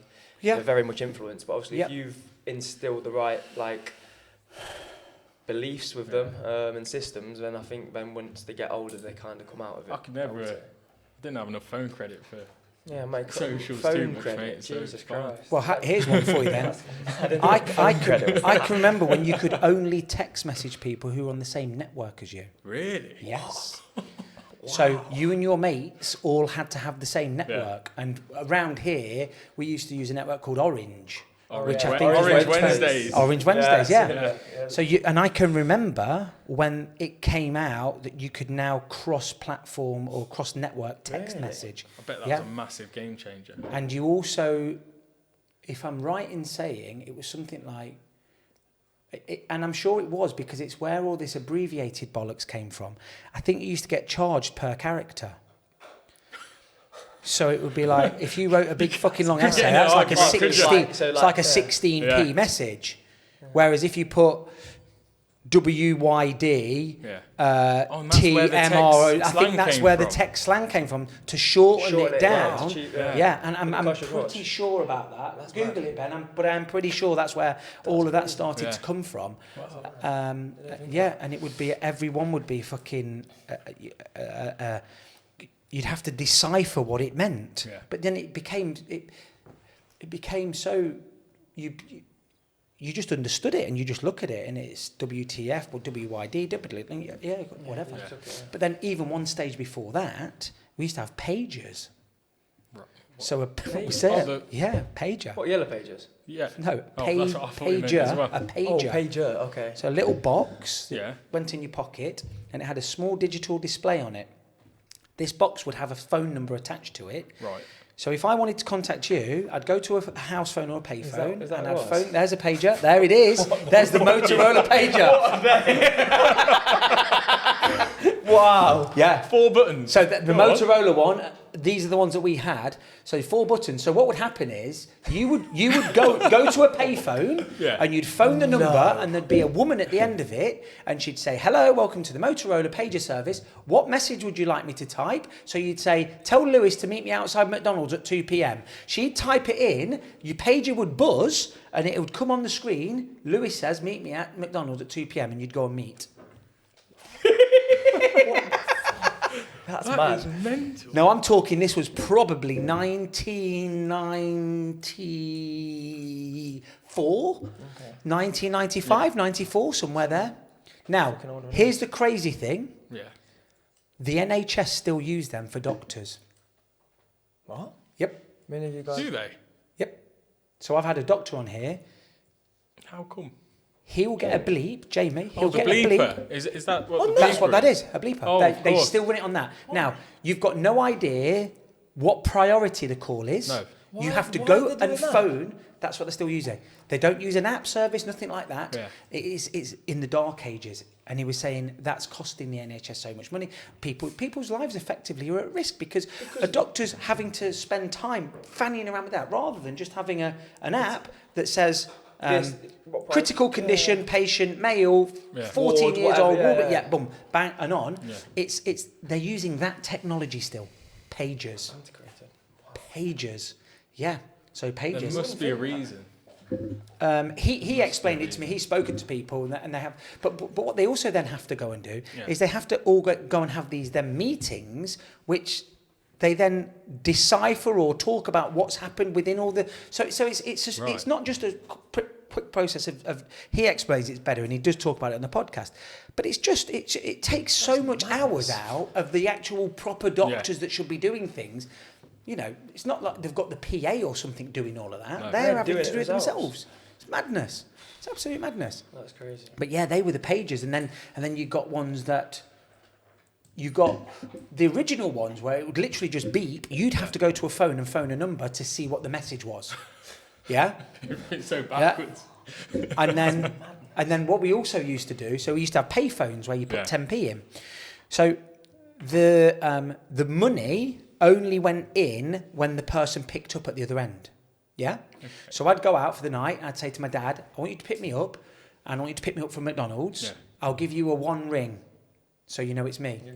Okay. So you phone the number, you put your 10p in, bring, bring, put the phone down, your money comes back out. Your dad now knows you need picking up and you've saved your money. Wow. One ringer. And we used to have an A4 piece of lined paper with all your mates, all the girls' phone numbers on, and you sellotape it all the way over so that it's a little bit waterproof and that just stays in your wallet or your pocket. So whenever you're out, you want to call one of your mates or a girl or whatever, it's on there, 01509 585555. But by over a certain amount of time, you remembered everyone's numbers. So again, my generation can probably still remember other people's phone numbers. Like if I said to you, "What's his phone number?" ends in 88. And you only know what it ends in, but you don't know the number. So we used to know everybody's phone numbers, even when mobile phones came out. Yeah, to be fair, I get because I know my mum and dad's off by heart. Yes. Yeah. But other than that, But I'm talking, we had an A4 side, both sides covered. and remembered it. Jamie's number, Preggy, Rowena, Rachel, home, dad, brother, whatever. And these were all landlines because there was no mobile phones. So it was all 01509 or 0116. And you do it. And then you phone a girl up and you have to get past the dad first because he answers the phone. Hello. Got to sound like a Is sales manager. Sophie in? Yeah, who's calling? It's Nick. Nick? I ain't never heard of a Nick before. Who are you? What do you want? We're good friends. It's about homework. Or... One of them. yeah. Hey, it breeds real men. That is, yeah. It's Real fucking men. It's crazy. And But or the Bill sister. carries will that come on- does. yeah. On the phone as well. And also, fucking hell. So the landline, you'd have a landline downstairs, and then if you were really lucky, there'd be one upstairs. My mum and dad used to have one in the bedroom. Okay. But when someone was on the phone, you could hear it. Yeah. So I remember that. you know the Spanish Inquisition we've just had here before? You imagine when I'm on the phone to a girl, and you just sometimes just hear this little slight click, and what that means is, They've just. and they're covering it, and they can listen to every fucking word you're saying. Yeah. Oh my god, that's mad. I remember being younger because I think we had a landline upstairs as well, and I'd go on it, and I'd just hear my mum say, "Kurt, get off the phone." What? Yeah. That's mad. But even one stage before that, our next door neighbour's phone and our phone used one line No. in the early days. Really? Yep. So you could listen to their conversation. Fucking hell. Yeah. That's You could listen to their interesting. conversation. That And what is- you could also do, so where our phone was right where the front door was, and there was a window here. They also had a window there. So my next door neighbour was a lad called Stephen. Yeah. He was my best mate. We were similar age. We could pick the phone up together and talk to each other Oh, wicked. without dialing because it Yeah. used the same line. So that was the same principle. And you Oh, could do brilliant. that with the house phone. Yeah. So you pick that one up and pick that one up. And you talk to each other. So yeah, that was they were the iterations of telephones. Yeah. And now all of a sudden it's fucking gone FaceTiming AI. and It's ridiculous, AI and isn't it? it's just happened so fast. But and I still don't feel any different to how I felt when I was your age. Yeah. I don't. I feel exactly the same. And I say this to a lot of the guests that are my sort of age or older. I say, what age would you like to go back to if you could stay that age physically, but also you stay that age mentally? So you don't develop mentally anymore. And I would go to 32. 32. Yeah. I think at 25, 26, I was still mentally nowhere near where I would like to have been. But physically, in your early 30s, you're still decent. Yeah. You know what I mean? Some people say 25, 26, decent. I can remember being 22 and thinking that was my life over now. Yeah, I know. Because you have your 16th, then you have your 17th 18th. and you can drive, and then you have your 18th, and then Yeah. nothing, and then you have 21. Yeah. You're like, And then 22, it's like, Fucking hell. there's nothing now. Just 30, 40, 50 and dead. Yeah, it's pretty much, you do think like that. Yeah, you do. You do. And Yeah. especially To be fair, I feel like I'm 25 now. I feel much better now than I did when I was at like 22. Oh yeah, Yeah. I just definitely. feel better. 21, 19. And can you imagine if you were in a relationship with someone when you were 22 and you're still with them now? Imagine how much you've both changed. Oh god, ridiculous. Oh, man. we've It's like, I'm changed it. complete. Like, Yeah. in this last Yeah. couple of months. So yeah. And to be fair, with the summer we've had, we kind of had to like put it back in Yeah. and stuff. But yeah, the difference is. And I think a relationship at those ages between 18 and 25 for both sexes just holds you back. I do, yeah. It holds do you I agree with agree that. now. Yeah. Like, yeah, I listen to podcasts and people and saying like the worst thing you can ever do is because The worst there's thing. so much you can achieve if you put your mind to it and Yeah. set yourself some time. Stop with all the fucking distractions. Mhm. Put your head down and actually work on yourself becoming a better man or a better woman. And then when you're 28, 29, you've got something in place. You can attract the type of people that And you then want. a problem woman you've got becomes is an your cock does addition the and not talking. a necessity. Doesn't it? Your cock Yeah. becomes the decision maker. Yeah. Once you find out what your dick's for, there is no going back. There is no going back. There's not. It's not.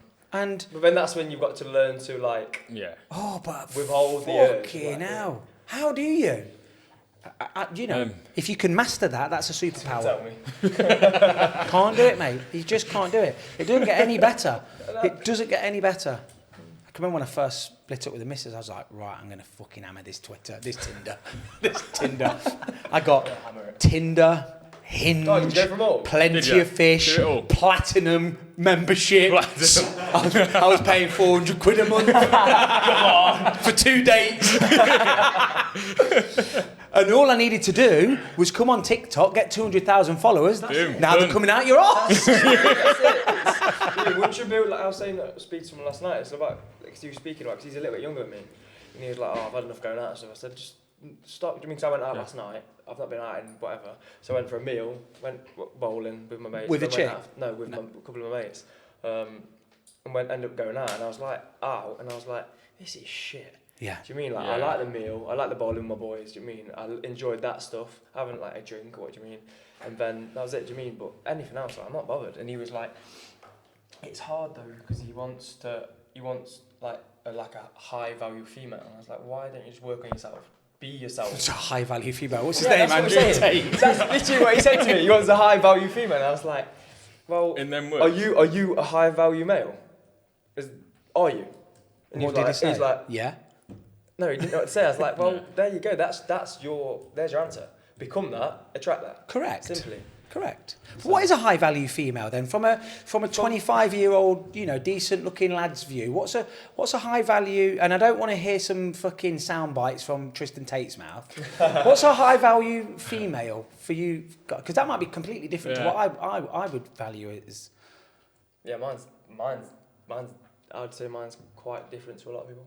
No, I don't know actually. No. So for me, loyalty, huge. Yep.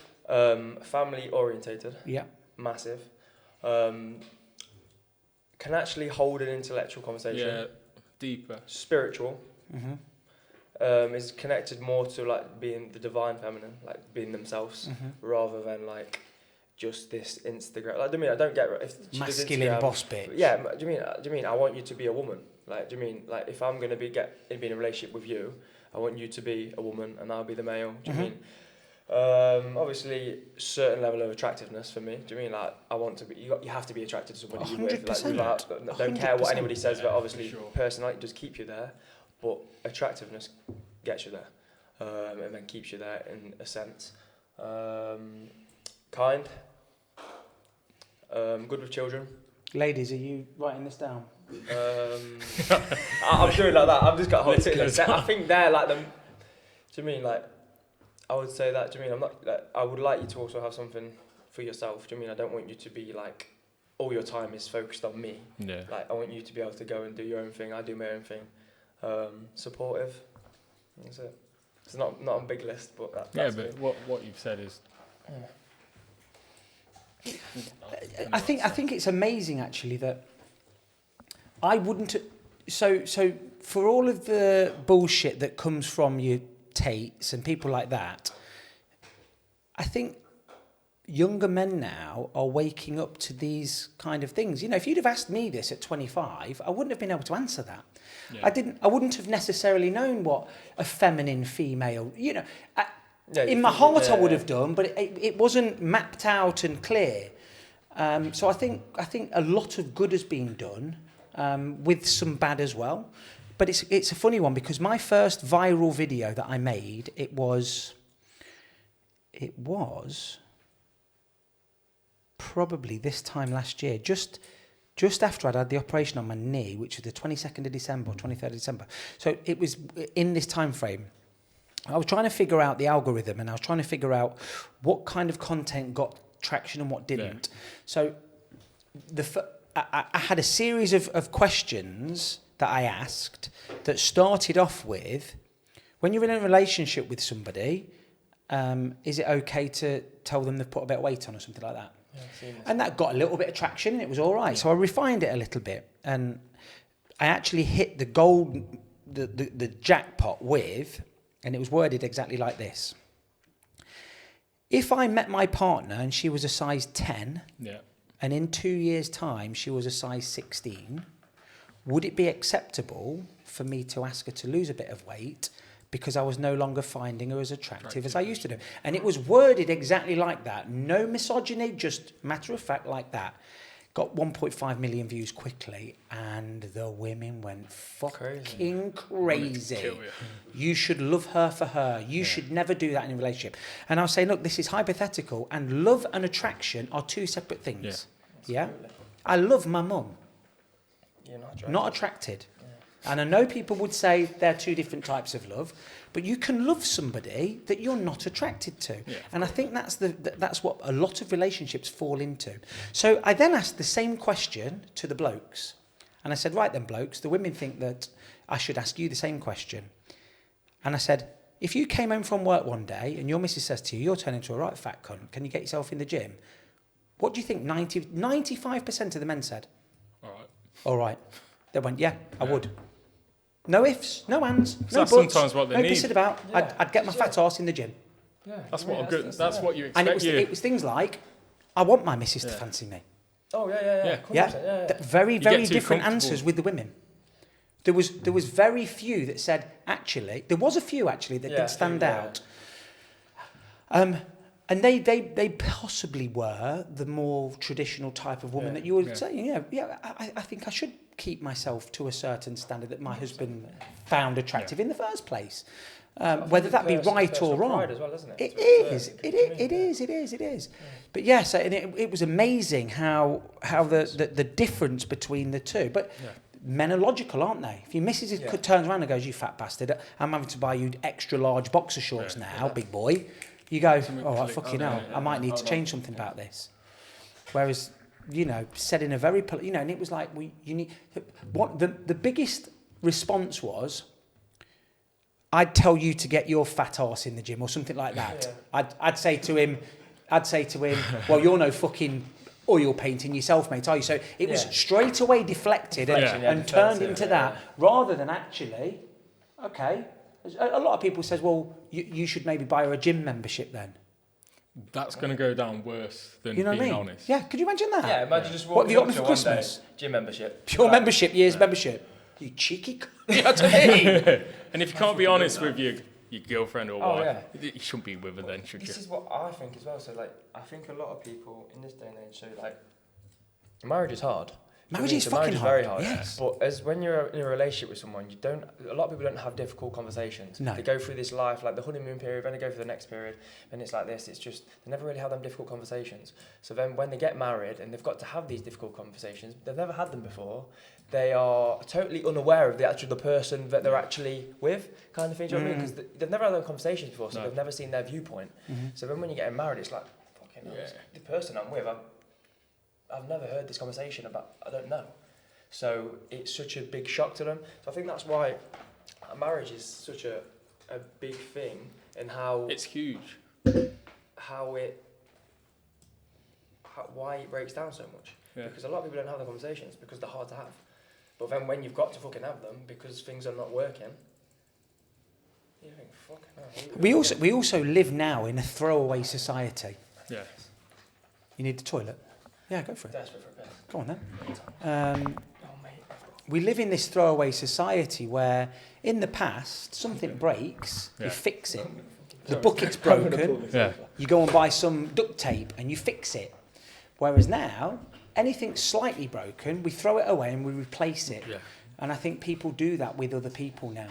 Easier to replace than repair. Easier to replace than repair. Sure. But also, I think we put too much emphasis on being happy. We do. That's everyone's aim at the minute. Rich what or do you happy. want to be? I want to be happy. Yeah. Okay. What do you want to be happy all the time? Because that's an impossible. You can't because experience if you're happy the highs if you're never low. If you're never low. So, again, another one of the videos that really popped off, again, around about this time of the year, I've got quite a few friends that I've taught tennis to that are doctors. Yeah. And we've had these frank and honest conversations. And one of them said to me, look, the world would be a lot better off if before somebody came to the doctors asking for antidepressants, they went and stopped drinking for a month, stopped putting shit up their nose for a month, got themselves into the gym, did some physical activity, went and saw a male friend if they're a male or a female friend if they're a female, which females do anyway. Do that for a month or 2 months, and then if you're still feeling shit, then come back to me and we'll start talking. And most people's depression would be fixed with those lifestyle changes. For sure. Whereas equally, when you're in a marriage and you're unhappy, it's not necessarily the marriage that's unhappy, it's the things around it. So you're working a job that you hate. Yeah. Your husband's working a job he hates, but he's always there. You're never spending any time together because you've got the kids. So all of these things around the marriage are causing you to be unhappy. But what happens is, Jack Smith goes to the doctor and gets pills instead of taking care of everything. And the marriage breaks up because they're going, well, I'm not happy now. Yeah. When the reality of it is, a lot of the time, if you don't fix the things that were making you unhappy, you can go and get married again. And you're going to get to the same stage. Same stage, yeah. And again, and again, and again. You know, why would anybody get married more than twice? Yeah, You can understand that maybe once Yeah. I got married at 17, 18, and I got to 13, I'm a very different person. But I'm going to get married, I think I've fallen in love. You could understand that. But once you've fucked up twice, it's Yeah. like... It's a me problem This now. surely is done now. Yeah. It's a me problem. I need to do some self-reflection, which I think is amazing for you guys at your sort of age now. There's so much opportunity to learn and understand... Who's that? Oh, is it Lewis? Being rather loud. Yeah, probably. What, actual girl there? No. Or just on the phone? Oh. You see, this is what happens when you get handsome boys, you see. You've got girls. He's had to have a 5-minute time-out break. He's had a time-out break. He told me he needs a toilet, but the reality is he's gone to talk to a woman. But yeah, the opportunity to learn's there, but you've got to learn. And I do think it's... Do you read much? Do you listen to audiobooks and stuff like that? Audiobooks, yes. Yeah. Have you listened not too much reading, only because I prefer listening to it. I prefer listening as well. I do prefer listening. Have you read a book called How to Influence People and Make Friends, or How to Make Friends and Influence People? No, any good? It's probably the greatest book you can ever read, and it was written... It's Dale Carnegie, and it was written early 1900s, I would say, maybe before World War II, something like that. And an amazing book, and you know, there's some really good books, but I think sometimes we get caught up with the self-development becomes how many books have I read? How many podcasts have I listened to? When the real question should be, how many of these books things have I implemented? Yeah. It's better to read one book and implement everything there than read 100 books and implement nothing from any of them. 100%. And I think so it's How to Win Friends and Influence People. Absolutely amazing. Dale Carnegie. When was it written? Ben, does it say? I mean, it's an old book. I need to give it a go. Really good. And they're doing an abridged version on thingy. And if you listen or read that and you implement some of the things in there, you will... 1936. Wow. And the things that are written in that still ring true. relate till today. Like probably more now than even back then. And it goes into things like remembering somebody's name and using their name is important. Yeah. So the next time that you meet somebody and it's like, oh, you know, how's it going, Jake? How's the kids? Yeah. I heard that last time little Johnny had broken his leg. Is that healed now?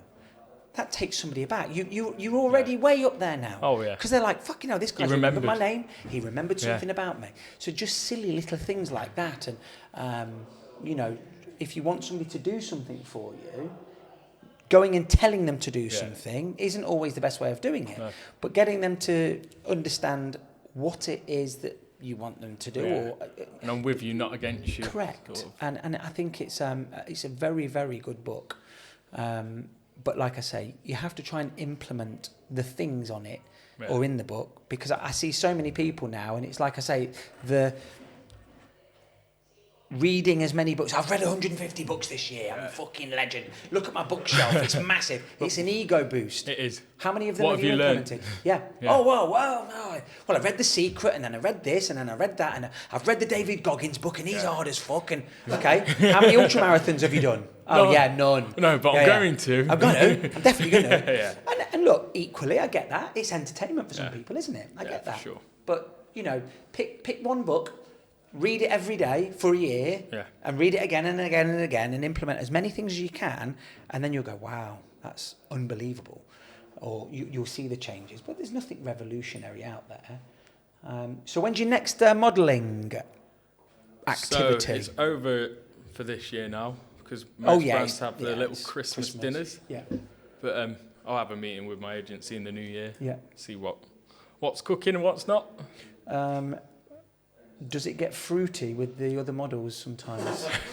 Um, I can imagine So, you go for a Christmas meal, there's a few drinks. we had a Christmas do Friday Where was that? at the agency. Yeah. No, nothing. It was Nothing quite wild. wholesome this year. Was it? Yeah, but for the first year, I was in a relationship, so being that loyal boy, I didn't even see them really. Spoke to them, Yeah. but now you do see the insides of it. Yeah, of everyone's thoughts, and obviously you're surrounded by pretty girls. Girls probably, hopefully, they think the same. Instagram's there. Do you become desensitized to it? Because I can certainly remember when I went out to Ibiza Yeah. when I was 19, 20. First couple of days, it's like, oh, your head's on a swivel. Yeah. Look at that, look at that. Oh, and then After a you get few used to it, days, don't it's you? just like you don't Yeah. see them anymore. It's like we were saying about, Yeah, you don't for have the sure, highs if you've for not had the sure. lows. Yeah. So it must be a little bit like that Yeah. at definitely. times. Are these super good looking and super, healthy people? Do you think they're all mentally stable, or do you think have you seen a lot of? Most likely not, mate. No. Yeah. Because they've got to keep that up. Yeah. That's possibly their full-time job. Mm. If they're not, they're their brand, aren't they? So if they're not feeling 100% or think they're not looking 100%, they're going to have a bad day. They're probably looking at other people, comparing themselves to them. Yeah, it's got to be tough. Luckily, I'm okay. I don't really take it too seriously. No. If the money comes in, it's great. Yeah, yeah. If not, it's all right. Yeah. But some people are addicted to it, really, aren't But they? you're probably in quite a unique situation where you're obviously intelligent, you've gone and got yourself a degree, and you've got a job that is fulfilling, Yeah. probably pays quite well. So this for you is just a bit of bit of fun. It's nice to tell the birds in the nightclub I'm a model, or your mate goes he's a model, Yeah, and yeah. you know what I mean. But yeah, I can imagine if that is your bread and butter, and the next young model's a little bit better looking than you in your eyes, then it's like, fuck, I'm dropping off. What can I do? I mean, it must be a nightmare. It must be a hotbed of narcissists. Oh, for sure. Because you could be in a room full of models, but they're your competition at the end of the day, Yeah. aren't they? Yeah. We're all looking for the same jobs. Yeah. They could be your friends all they want, but come casting day, everyone just looks at each other like, oh, good luck. So would you be going on a casting day? So there's one gig. Yeah, there could be That's it. One position, Yeah. and how many blokes are could be going? hundreds, mate. Really? Yeah. If the money's worth it, yeah. Majority of So people turn this one that we can't speak about. up. Luckily, How many people went to that? There wasn't a casting day for it, so they chose me through my agency, which was lucky. Right. But I'm sure if there was a casting day for it, there would have been quite a fair few Yeah. people. Then I probably wouldn't have got it because let's face in this world, someone's always better than you or suits something course. more. I've got, or they just see something Yeah, in them that exactly. they like for On that day, yeah. On that day. Wow. So they literally just contacted you, and that's it. So what will it be? Will it be a series of photo shoots? I'm assuming it's like a clothing brand. And they're Yeah, gonna, it's a clothing brand. You're just gonna wear We've done that it kind of now. stuff? It was You've done it. just a shoot, just for I think the spring campaign or Yeah. whatnot. So So and is this will this predominantly be on the internet? yeah, it'll be on socials. Be I on think you socials. get paid for the year, maybe Nice. a year of them using your face. Or Did they give you free products and stuff like that usually? sometimes, mate. These guys didn't. I was a bit gutted, but yeah, it's always the worst brands where they give you. Yeah, you can have clothes. You can, Yeah. Cheers, mate. Cheers. Thanks. Primark. Depop. So do you spend a lot of dough on clothes? Um, Are you into that? I don't know. I hang around with him. He spends a lot on clothes. He's fucking And I'm always with him, crazy, yeah. isn't he? He always has been, bless him. He's But always been into it. if I'm with him and we're shopping, I don't know. I'll get the same in a different colour. You'll get the same as what he gets with a Yeah. different colour. Yeah. It can be an addiction, can't it? Some people, I know Yeah. people that are fucking wasted. His trainer collection's unreal, Yeah, but expensive. yeah. So when he's chucking shoes away for charity bags, I'm thinking, what a lucky whoever's getting these around. Someone walking into fucking Oxfam and they've got a £300 pair of fucking Balenciagas or something. You're never going to believe this, mum and dad. Look at this. Yeah. Wow. Yeah. Mad. You'd think he'd probably sell them or something, wouldn't you? Yeah, I know. I do think this. I think, why weren't I there when he's chucking these away? Yeah. I'll wear them, Lou. I always end up wearing his clothes. It's like you see these people all the time and they're, where'd you get that from? TK Maxx. Fuck off, you didn't. Yeah, just spent 20 minutes in there looking through it. Yeah. And I go in there with all good intentions, right? And I walk in and I walk out. Oh, yeah. I can't fucking be arsed with it. Oh, mate. Every time. So much easier online now. Yeah. I hate going into shops, really. And if you want that one item, it's never there anyway. It's never there. Never there. Never in your size. Turns out everyone wanted it. I wonder where the high street's going to go. No, yeah. I mean, it's just closing down. I mean, you obviously go out in Nottingham. Nottingham used to be a fantastic city centre for shopping. Now, did it? It's not. It did because there was two big shopping centres. So the one that they've knocked down now, called the Broadmarsh, that was a big shopping centre, 2 floors. You know, there were some shitty shops in there, but you'd got that. Then you'd got the city centre, and then you'd got the Victoria Centre. So there was quite a lot. And I heard, I don't know if it's still true, but at one point, that road that connects the Victoria Centre all the way down to, you know, the road where McDonald's and stuff's on, that was the second busiest footfall street in England. Really? Yeah. Behind Oxford Street. That's amazing. Amazing. But it used to just be rammed. Why did it close? Rammed. Well, another company bought it out. We're knocking it down and we're going to completely revamp it. I think it was going to be like the one in Derby, the Into or whatever they're called. And they went bankrupt halfway through. Wow. So now it's just derelict. Yeah. So, you know, everywhere's just dead. I mean, I walk around my local town now. Loughborough used to be a fantastic place to go out on a Saturday, Friday night because there were so many pubs within a 150 square radius. Perfect. Now, there's probably 3. Yeah. And everywhere else is just a Bookies or a charity shop. It seems like all towns now have turned into that. Don't know why. But yeah, Bookies, charity shops, few Mackies, a Greggs. Sorted. That's all they care about. Why is that? Rents aren't cheap. I mean, I got a little food van, started it last year, little horse box, and turned it into a little Mexican van. Ooh, yeah. Really cool, Lovely. really good, really nice food. Money to be made in that as well. Well, not in Loughborough. Like festival season. Yeah. So we did BBC Radio 2 and got fucking fleeced on that. Did you? Yeah, shit, absolutely shit. But it was a learning process. But we were looking at it and they were charging me 40 quid to put it just in the town centre per day, and then 7.50 or 8 quid for the electricity. So you're looking 50 quid. You've got to sell it 50 quid's worth of stuff just to break even. You've got to get 50 quid's worth of profit. Was that for the plot? Just for the plot every day. So you add that up, and then you've got your costs of your product, and then you've got your help if somebody's coming to help you. You know, you've got to be taking 300-400 quid a day to even make it worthwhile. It just wasn't happening. But in the meantime, we were starting to look at shop fronts and footage and shop frontage. And, they were asking ridiculous amounts of money, like, 800 quid a week and stuff like that. And you're thinking to yourself, if that's 800 quid a week or 500 quid a week, then I've got my staffing, then I've got my products, then I've got my electric and my gas. I need to be taking £1,500 a week just to break in. Exactly. Yeah. You can't be charging more than 6 quid, £6.50. Yeah. So it's just not viable anymore. They've also stopped any traffic and any parking in town centres. Yeah. It's fucking £10 to park your car for a couple of hours. They make everywhere one way, and they've just killed the town centres. Killed them. They have. Even small cities are going that way. They are. They are. Which is, something will have to happen because, I mean, again, literally all Loughborough is now is student flats. Yeah. Student flats and student accommodation. I mean, the little shopping centres, that's getting closed down, and they're just going to level that and build student flats there. More. Yeah. So, you think, fuck's sake, this is a whole shopping centre. There's Boots in there, and there's a little New Look and a couple of other little shops. It's not the best. WH Smith's is in there. But they're all going to go. and then there's going to be flats. Not the WH Smiths.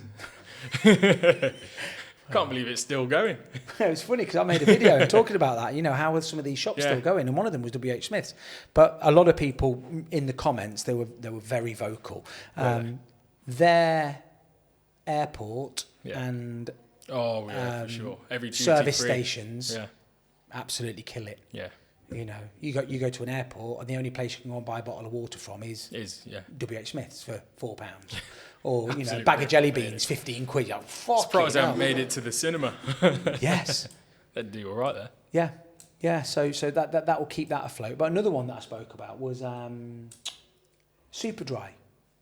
How are Who they the still fuck going? buys anything from Superdry now? How are they still going? Don't know. They found a way though. They've got to be out. They must have a big online presence. They're in airports, aren't they? Yes, they're they like are a in panic airports. buy. Yes. Shit, I've forgotten my flip-flops. I'll go in 35 quid, please. Yeah, all right. There you go. Got to. Could have got them for a fiver. So, but anyway, I can see my next guest lingering around outside like the Grim Reaper. Yes. So... Back-to-back shift. Back-to-back shift. But it's been a pleasure. Come on has any been. time. I hope everything goes really well for you. Thank you. If we can plug your bits and bobs, we will do. Thank you. We'll put it in the titles and stuff, you know, your socials. But mate, it's been an absolute pleasure. Cheers, Nick. Maybe in about 6 months, me and Lewis come back, tell you a bit more of our story. Absolutely. Make it sooner than that. We'll do it whenever. We'll make it worth your while. Absolutely. It's always worthwhile. You always learn something new. Yeah. But yeah, brilliant. I enjoyed it. And me. Wicked.